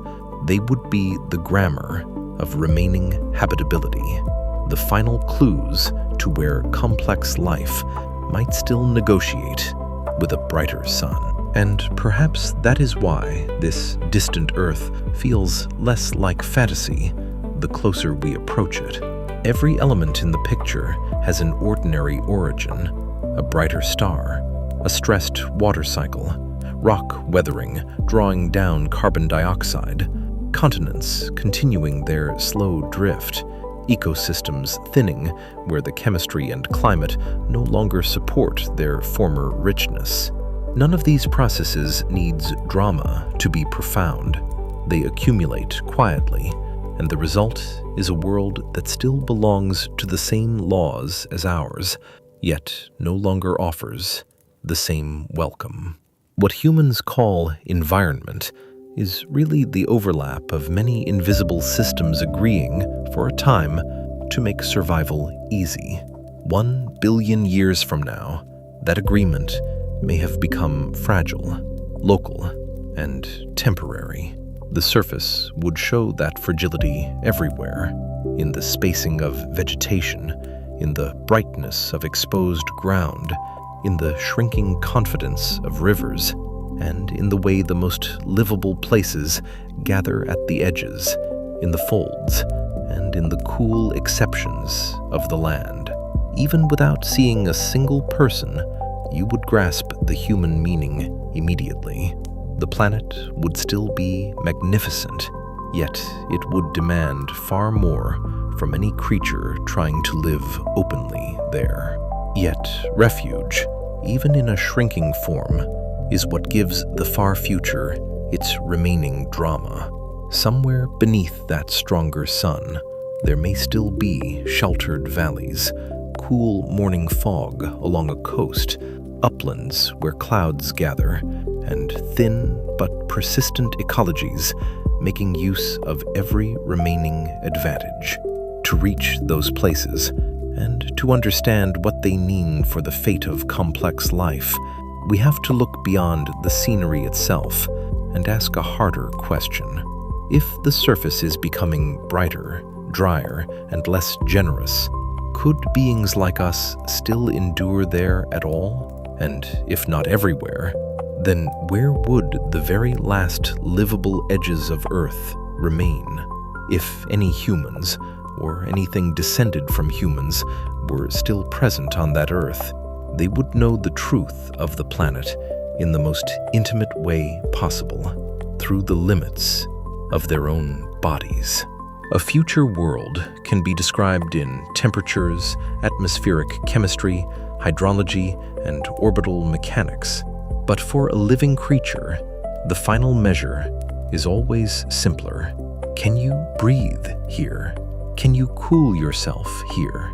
Can you find water, food, shade, and enough stability to begin planning for tomorrow? That is where the immense scale of planetary evolution folds down into something almost tender. The fate of Earth becomes the fate of skin, lungs, blood, sleep, and thirst. In one sense, the answer is straightforward. 1 billion years from now, Earth may still possess regions that are not physically impossible for human life, especially if those humans have technology, shelter, and a long tradition of adapting to changing conditions. We should not imagine the future as a perfect wall beyond which no mammal-sized organism could ever survive for even an hour. The world is almost certainly more complicated than that.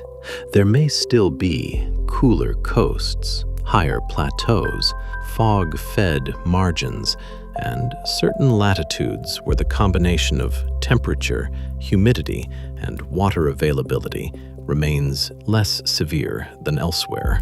But survivability is not the same as a thriving planetary home. A species can endure conditions that would never allow it to flourish across whole continents.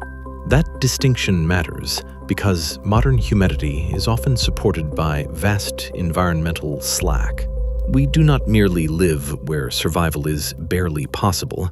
We live in places where food can be grown or imported in tremendous quantities, where water systems can sustain millions, where roads and power lines spread across landscapes that are mostly predictable from year to year.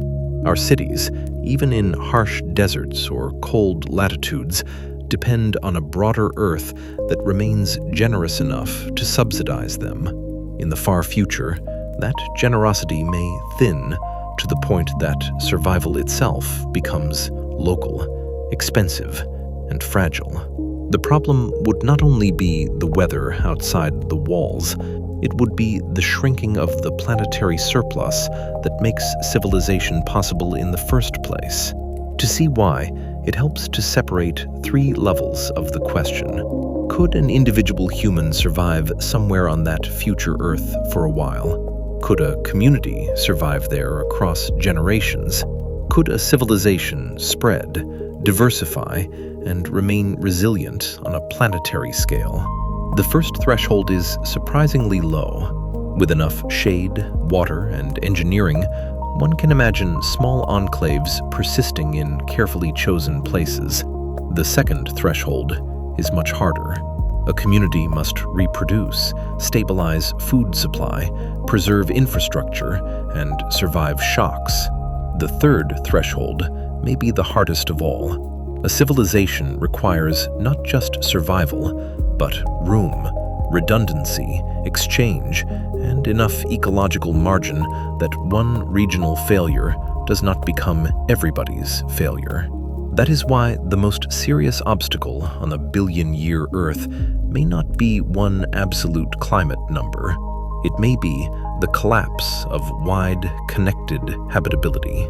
If the livable parts of the planet become smaller, more scattered, and more dependent on a delicate balance of coast, altitude, season, and water, then any human presence would face constant compression. Trade routes would lengthen through hostile terrain. Agriculture would narrow into engineered or highly protected systems. Resource storage would become a form of timekeeping, a way of measuring how long one settlement could outlast a bad season or a failed water year.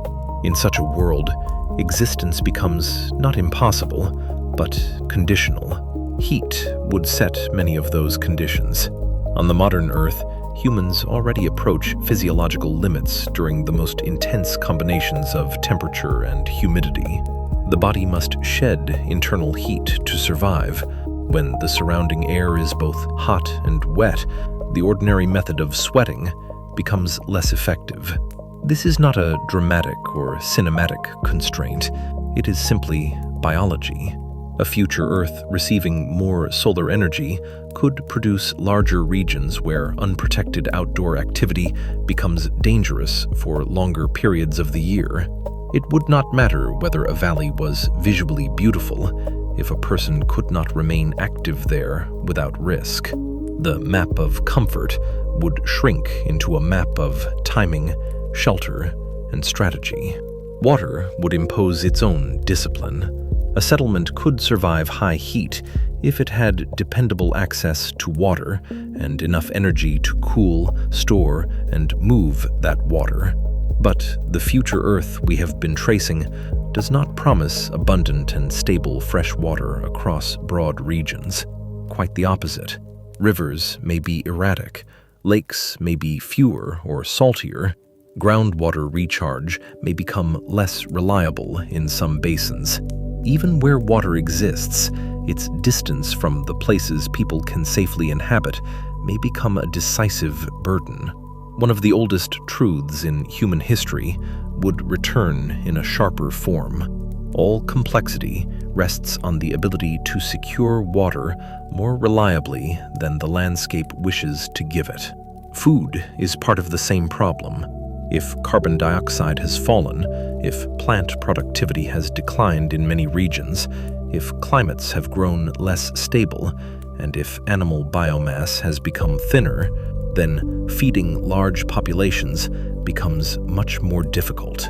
A future human society might rely on intensive control of crops, perhaps in sheltered environments, perhaps with methods far more efficient than anything now common.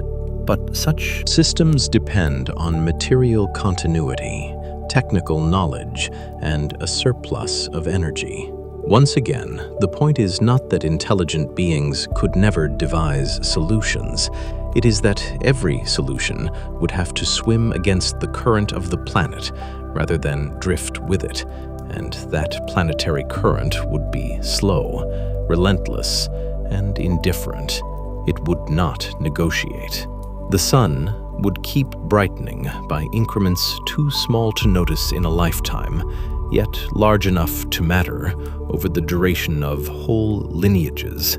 The weathering of rock would keep drawing down carbon dioxide if conditions favored it. Water would keep moving from sea to sky, and sometimes from sky to space. Continents would go on drifting beneath any city that tried to call them permanent. The future would not arrive as an enemy. It would simply continue, and in continuing, it would make long habits harder to maintain. Perhaps then, the most plausible human presence on that earth would not resemble civilization as we understand it now. It might be smaller, denser, more regional, more seasonal, more coastal, or more elevated. It might live close to the margins of habitability, with architecture and custom shaped around narrow thermal windows. Outdoor labor might belong to dawn, evening, and night. Shade would be a civic necessity. Water capture, storage, and recycling would be part of every built surface. Entire settlements may orient themselves toward prevailing winds and seasonal fogs in the same way earlier civilizations once oriented themselves toward rivers and harbors. Yet even this image should be held gently, because the farther we move into speculation about future humans, the less certain science can be. Our focus is still the Earth itself. What matters is not whether some descendant species retains technology. What matters is that the planet may no longer freely support the ecological abundance, climatic stability, and chemical generosity that once made humans possible without extraordinary interventions. Earth could still exist. Some life could still exist. Even some complex life might still exist. But the ease with which one form of life or another can inhabit the world would have changed beyond recognition. This brings us to the idea of refuges, the last places where complexity lingers after the broader system has become harsher. Earth history offers precedents for refuges. During glacial ages, warmer pockets remained. During warm intervals, cooler uplands and special coastlines offered relief. During extinctions, some lineages survived not because the whole planet was kind, but because certain environments briefly aligned with their needs. The deep future may also become a world of refuges, though shaped by heat and atmospheric change rather than by ice. That possibility is scientifically plausible and emotionally powerful, because it preserves a final thread of continuity between the present Earth and the fading world to come. Where might such refuges lie? The first candidates are high latitudes, at least for part of the long transition. Regions that are cold or temperate today may, under stronger sunlight, spend long stretches in a range that is milder relative to the tropics and subtropics. But latitude alone is never enough. If humidity rises too much in some coasts, or if continental arrangements create dry interiors, then some high-latitude regions may still be difficult. The best refuges would likely combine several advantages at once: moderate incoming energy compared with the equator, maritime influence, reliable moisture, and perhaps elevation or cloud regimes that further soften heat. Highlands are another obvious candidate. Elevation lowers temperature, and mountains can intercept moisture.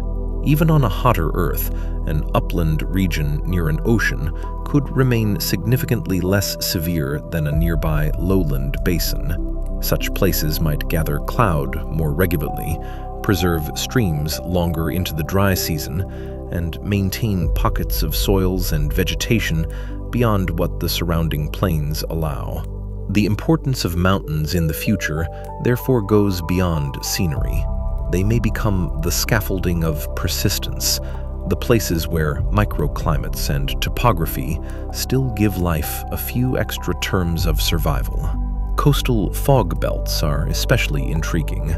On the modern Earth, there are already places where cool ocean currents and atmospheric conditions create fog-rich environments that sustain life despite very low rainfall. A hotter future Changed the details, but the principle remains valuable. Moisture does not always arrive as rain. Sometimes it arrives as cloud, condensation, mist, and nightly cooling.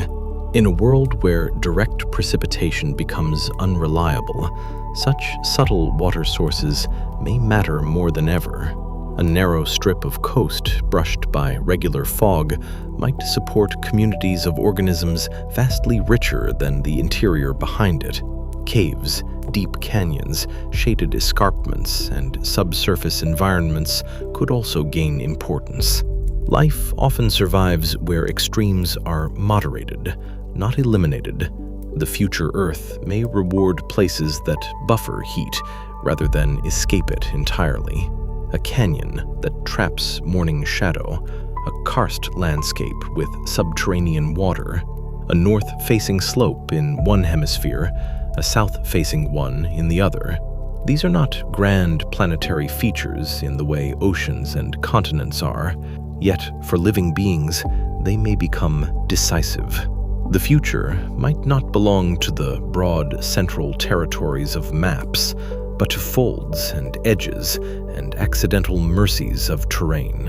When we speak of the last refuges of complex life, we should be careful not to imply a single final sanctuary where all remaining organisms gather like passengers boarding the last ship from a ruined port. Reality would be more diffuse. Some refuges may support plant life better than animal life. Some may preserve microbial abundance while larger food webs fade. Some may endure for millions of years, others only briefly, before conditions shift again. The geography of persistence would be dynamic, a moving archipelago of possibility changing with tectonics, climate, and chemistry. But the important point remains. Even as the Earth as a whole becomes less generous, the end of broad habitability may still leave room for scattered holdouts. This is one reason the far future is not a cleanly tragic story. There is loss in it, undeniably, but also an extraordinary resilience. Life has always been opportunistic. It does not wait for ideal conditions, if merely sufficient ones remain. On a hotter and more selective Earth, ecological communities could reorganize around entirely different priorities. Simpler forms might dominate where richer food webs once stood. Organisms that tolerate heat, salinity, chemical scarcity, or episodic water stress would gain advantage. Complexity itself might shrink in range without disappearing from the planet altogether. The biosphere could become thinner, tougher, and more local, yet still stubbornly alive.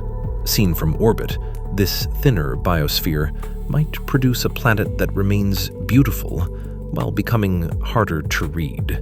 The modern Earth announces life clearly from space through cloud patterns, ocean color, continental vegetation, and, at a deeper scientific level, the chemical composition of its atmosphere. In the far future, if plant cover declines and oxygen eventually drops over long spans, the visible and chemical signatures of a rich biosphere may weaken. The planet might still glitter with seas and clouds, yet tell a more ambiguous story to an outside observer. It could look habitable before it fully is, or look alive in ways that conceal how much of its former abundance has already been lost.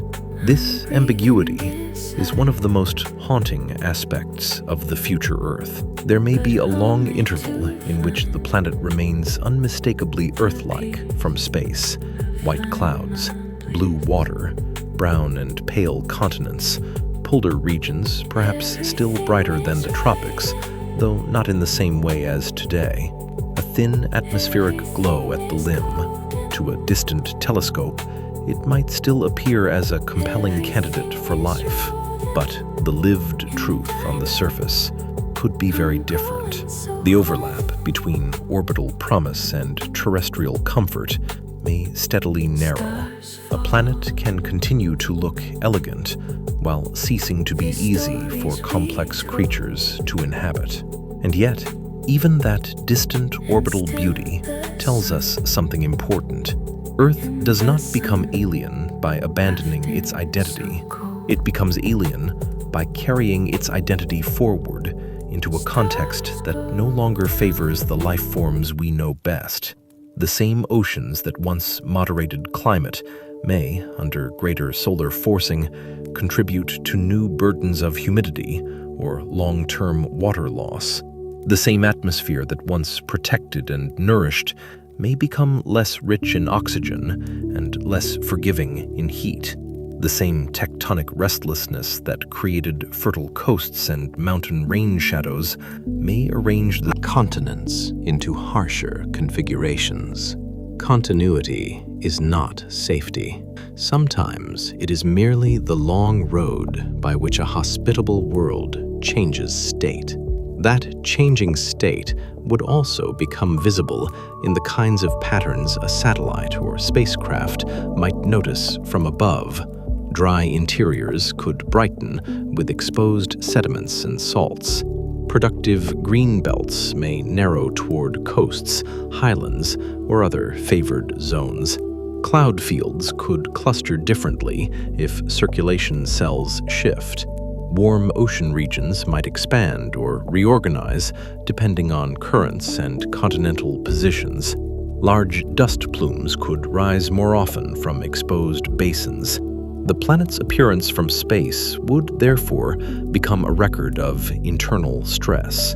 Not a single obvious sign of doom, but an accumulation of subtle clues, each one understandable, each one linked to the same long pressure from the brightening sun. There is a temptation to ask at this point whether Earth, in that distant era, would still count as a living world. But the question hides a problem. Living for whom? A planet can be richly inhabited by microbes and still be a graveyard for forests. It can host resilient coastal ecosystems while no longer supporting broad terrestrial abundance. It can preserve scattered complex communities while failing every condition that once allowed humans to spread across it. The answer, therefore, depends on the standard we use. By the standard of total sterility, Earth may still be alive. By the standard of modern human familiarity, it may already feel almost post-biological, even if biology still persists in many forms. This is where the geology of memory becomes especially moving. The future Earth would not only be a transformed planet, it would also be a layered archive of everything that came before. The rocks beneath a future refuge, or beneath a dry continental basin, would still contain traces of ancient oceans, vanished forests, extinct animals, glaciations, warm epochs, and perhaps even the brief industrial age of humanity. Geological time does not discard its earlier pages when it writes new ones. It buries them, folds them, lifts them, erodes them, and leaves fragments waiting for another eye to read. If humans disappeared long before that distant future, the Earth would still remember them in subtle ways, not necessarily through intact cities standing under a bright sun, because erosion, tectonics, and time are far too powerful for that kind of permanence, but through signatures, chemical disturbances, unusual ratios in sediments, plastics transformed and buried, concrete-derived minerals, metal concentrations, radioactive markers from the nuclear age. A thin layer in the rock record that would say, in its own patient language, that a technological species once briefly altered the cycles of carbon, nitrogen, and matter before vanishing back into the larger geology of the planet. That thought changes the emotional scale of the future. We often imagine ourselves as witnesses of Earth, but the reverse is also true. Earth is a witness of us. Not conscious, of course, not attentive in any human sense, but capable of preserving our existence in physical traces long after every voice is gone. On a billion-year Earth, those traces would be ancient, almost beyond comprehension. They would belong to a period far more distant from that future than the first dinosaurs are from us now. And yet, some record, somewhere, may still remain, a signal in stone, a pattern of minerals, a strangeness in a sedimentary layer that no purely natural process reproduces in quite the same way. This leads to a broader realization about time. The future Earth is not only a forecast, it is also a mirror. By asking what the planet will look like in 1 billion years, we uncover what has always been true, but rarely felt in daily life. Habitability is temporary. The Earth that raised oceans, forests, reefs, mammals, and human cities is not the default condition of rocky planets. It is an interval, a long one by human standards, but still an interval. The atmosphere we breathe, the liquid water at the surface, the productivity of the biosphere, and the relative gentleness of the climate are all historical achievements of a planet passing through a certain part of its own story. There is something both humbling and comforting in that. Humbling because it reminds us that no landscape, no species, no climate regime has a permanent claim on the future. Comforting because it places our anxieties inside a wider frame. The Earth has always been changing.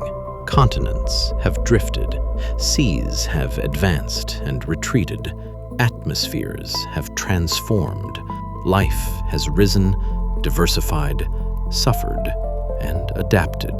The distant future is not a betrayal of the Earth we love.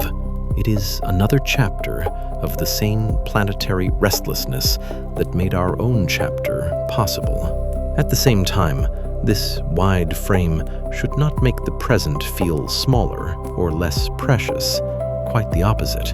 A habitable world is more extraordinary when we understand how contingent it is. The green land, the moderate coasts, the cold rivers descending from snow, the oxygen-rich air, the migratory pathways, the dark soils, the rhythms of rain and growth that seem ordinary precisely because they are everywhere around us today.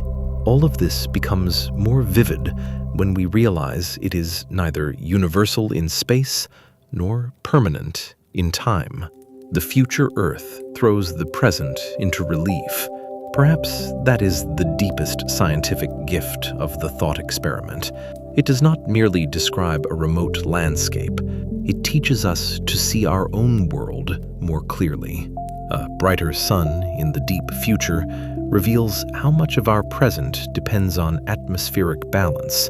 The possible decline of carbon dioxide and oxygen reveals how closely biology and climate are intertwined. The shrinking of broad habitability reveals how rare it is for a planet to offer complexity at continental scales. The persistence of refuges reveals how life survives through nuance, not just through dramatic conquest. And the slow fading of familiarity reveals that a living world can change profoundly without ever ceasing to be itself. Seen in that way, the question of future humans becomes less central than the question of future Earth. Whether our species, or something related to it, survives into those epochs is one uncertainty among many. What matters more is the larger pattern. The conditions that shaped us are finite. The biosphere that surrounds us has a long history behind it and a limited future ahead. The planet itself will continue beyond us for ages that make our civilizations seem like flashes in warm air. Earth is not ours in the possessive sense. We belong to one interval of Earth, and that interval will one day close. Still, the closing is not abrupt. That is part of the strange gentleness of deep time. There may be no final day when the world simply announces that it is done.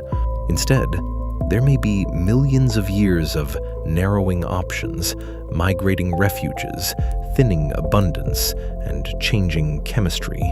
The Earth would keep turning through sunsets and storms. Waves would still rise somewhere along coasts. Clouds would still cast shadows across ranges and plains. Even in decline, the world would continue to generate weather, light, and movement. The dignity of planets lies partly in that continuity. They do not dramatize their own transformation. They simply undergo it. Imagine now the view from very high above, not from an impossible cinematic distance, but from low orbit over the day side of that future Earth. The limb of the planet glows pale blue, perhaps thinner in appearance than what we know from images of our own time, though still unmistakably atmospheric. The ocean below is vast, but its distribution may no longer mirror the world map hidden in our minds. Some continental interiors are broader and brighter. Certain coasts trail cloud in long white arcs where sea and air still exchange moisture with vigor. Other regions are clear, too clear, the land beneath them raw and exposed under a harder light. From this height, the world is still beautiful enough to silence language for a moment. Then the night side turns slowly into view. City lights may or may not exist. Science cannot promise them, but the darkness itself remains eloquent. Thunderheads flicker in distant systems. Polar auroras, if the magnetic field and solar interactions still permit them in comparable ways, paint the upper atmosphere with faint curtains. Moonlight touches the outline of a coastline. Somewhere, perhaps, a thin maritime refuge still holds clouds against a mountain wall, while the interior behind it rests in mineral shadow. The planet does not reveal whether anyone is there to see it. It only continues. There is a quiet lesson in that orbital perspective. The Earth does not become meaningful because humans inhabit it. It becomes meaningful to us because we inhabit it. 1 billion years from now, whatever remains of life will read the planet through its own limits and needs, just as we do now. If no minds remain capable of asking what the world has become, the oceans and mountains will not mind. But for us, now, the question matters because it teaches scale. It teaches how vast the clock is, how brief our comfort has been, and how astonishing it is that conscious beings emerged in one of the gentler windows of a changing planet. Deep time has a way of stripping vanity from things. In 1 billion years, our wars, borders, monuments, and names will mean nothing to the weathering of stone. The bright future sun will not pause over old capitals. Ocean currents will not flow differently because of any empire. The continents will not negotiate their drift with memory. And yet, this indifference is not cruel. It is simply cosmic proportion. The same indifference allowed trilobites, forests, dinosaurs, mammals, and eventually humans to arise without the universe arranging itself around them. We are included in the story, but not privileged above it. That thought can be strangely restful. There is relief in being part of something larger than urgency, larger than ambition, larger than the short worries that fill a single lifetime. The future Earth reminds us that existence is not measured only by permanence. A forest is not diminished because it does not last 1 billion years. A species is not meaningless because it occupies one brief interval. Meaning, for creatures like us, often lives in participation rather than duration. We are here during one luminous moment of a planet's long habitability, and that is enough to make the moment extraordinary. The science, then, does not lead only to desolation. It leads to perspective. Yes, the sun will brighten. Yes, water may become less secure at the surface. Yes, the air and biosphere may shift beyond the limits that favor us. Yes, the broad green earth we know is not eternal. But none of that cancels the profound rarity of the world as it is now, or the grandeur of the world it will become. The future Earth is not merely a warning of loss. It is a continuation of planetary becoming, a reminder that change is not an interruption of nature, but one of its oldest forms. And so, when we finally return to the question that opened this journey, what will Earth look like in 1 billion years?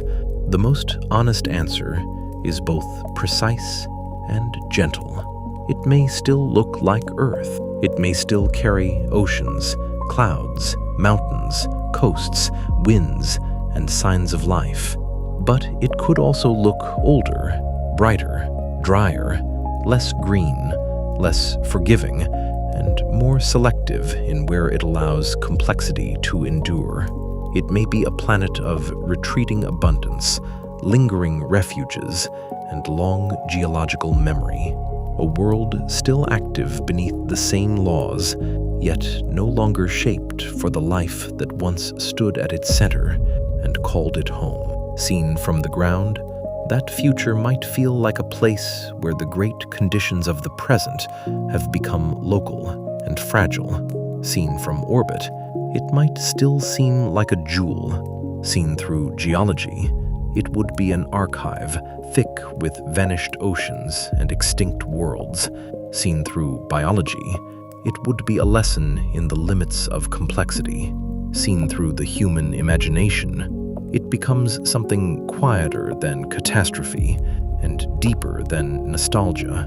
It becomes a meditation on the temporary kindness of planets. Let the image settle now, a coast at the edge of evening, the sea still there, breathing slowly beneath a sky that carries a slightly stronger light. Far inland, pale basins hold the memory of lost lakes. On distant uplands, clouds cling for a little longer, feeding a thin ribbon of green that survives by altitude, shade, and chance. The air cools just enough at sunset to release the stone's stored heat in waves. Wind moves through dry grasses, or whatever has taken their place. No audience, no witness required. The planet continues in its own long cadence. Beyond the shoreline, the horizon fades into silver, then violet. Above it, the first stars appear, patient and unchanged from any age that ever looked up. Somewhere on that earth, perhaps in a canyon, perhaps on a fog-lined coast, perhaps on a mountain shoulder where water still gathers from cloud, life persists without spectacle. Small movements, quiet respiration, roots in thin soil, microbes at the edge of warmth and salt. The last broad comforts may be gone, but not motion, not weather, not the delicate work of living, where living is still allowed. And beneath everything, deeper than the hot plains and the retreating waters and the brightened sky, the old planet remains what it has always been: restless stone, circulating mantle, plates in slow motion, minerals passing from mountain to basin to sea and back again through unimaginable spans. The surface changes, the air changes, life changes, but the earth goes on making futures out of physics, one age after another, without haste, without memory, without regret. If you could remain there long enough, through the falling night and into the cooler hours before dawn, you might begin to feel the world not as hostile or tragic, but simply vast. Vast enough to contain both our brief flourishing and our absence. Vast enough to hold forests, deserts, oceans, extinctions, and the patient return of silence.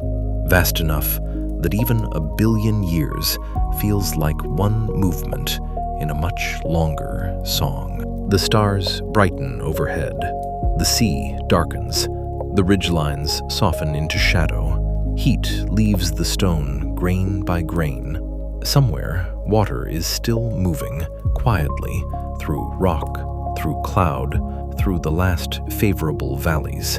Somewhere, the future Earth is still turning, still receiving light, still becoming what it has not yet fully become. And in that slow turning, in that immense and wordless continuation, the world remains beautiful enough to follow all the way into sleep. To understand why that final image is so calming, it helps to remember how much has already been carried inside it. The brighter sun is there, though no eye can see stellar evolution directly.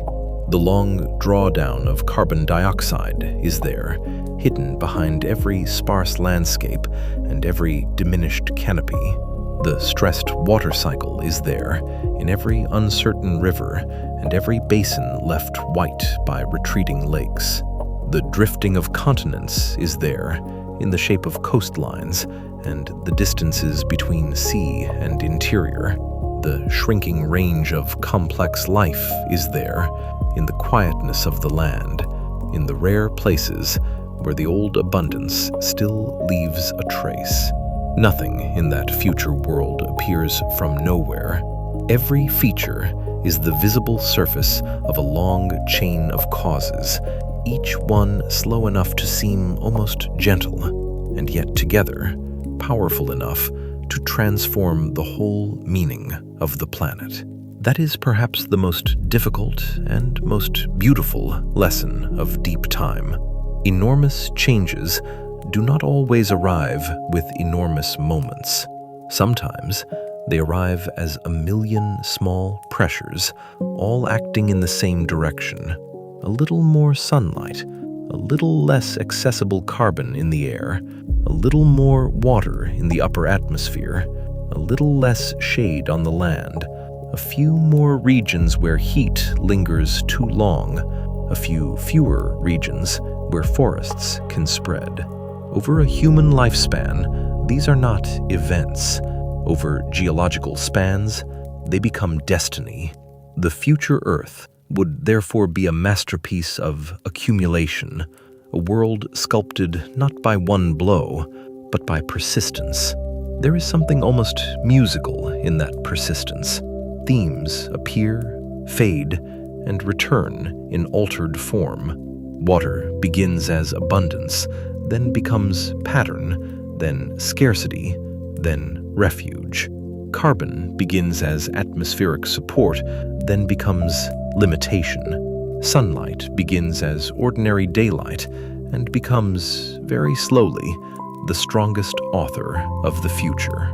The continents remain in motion throughout, changing the stage, while life changes the atmosphere, and the atmosphere changes the possibilities of life. What seems at first like a simple story about heat becomes, by the end, a story about relationships between sky and stone, ocean and wind, chemistry and biology, scale and survival.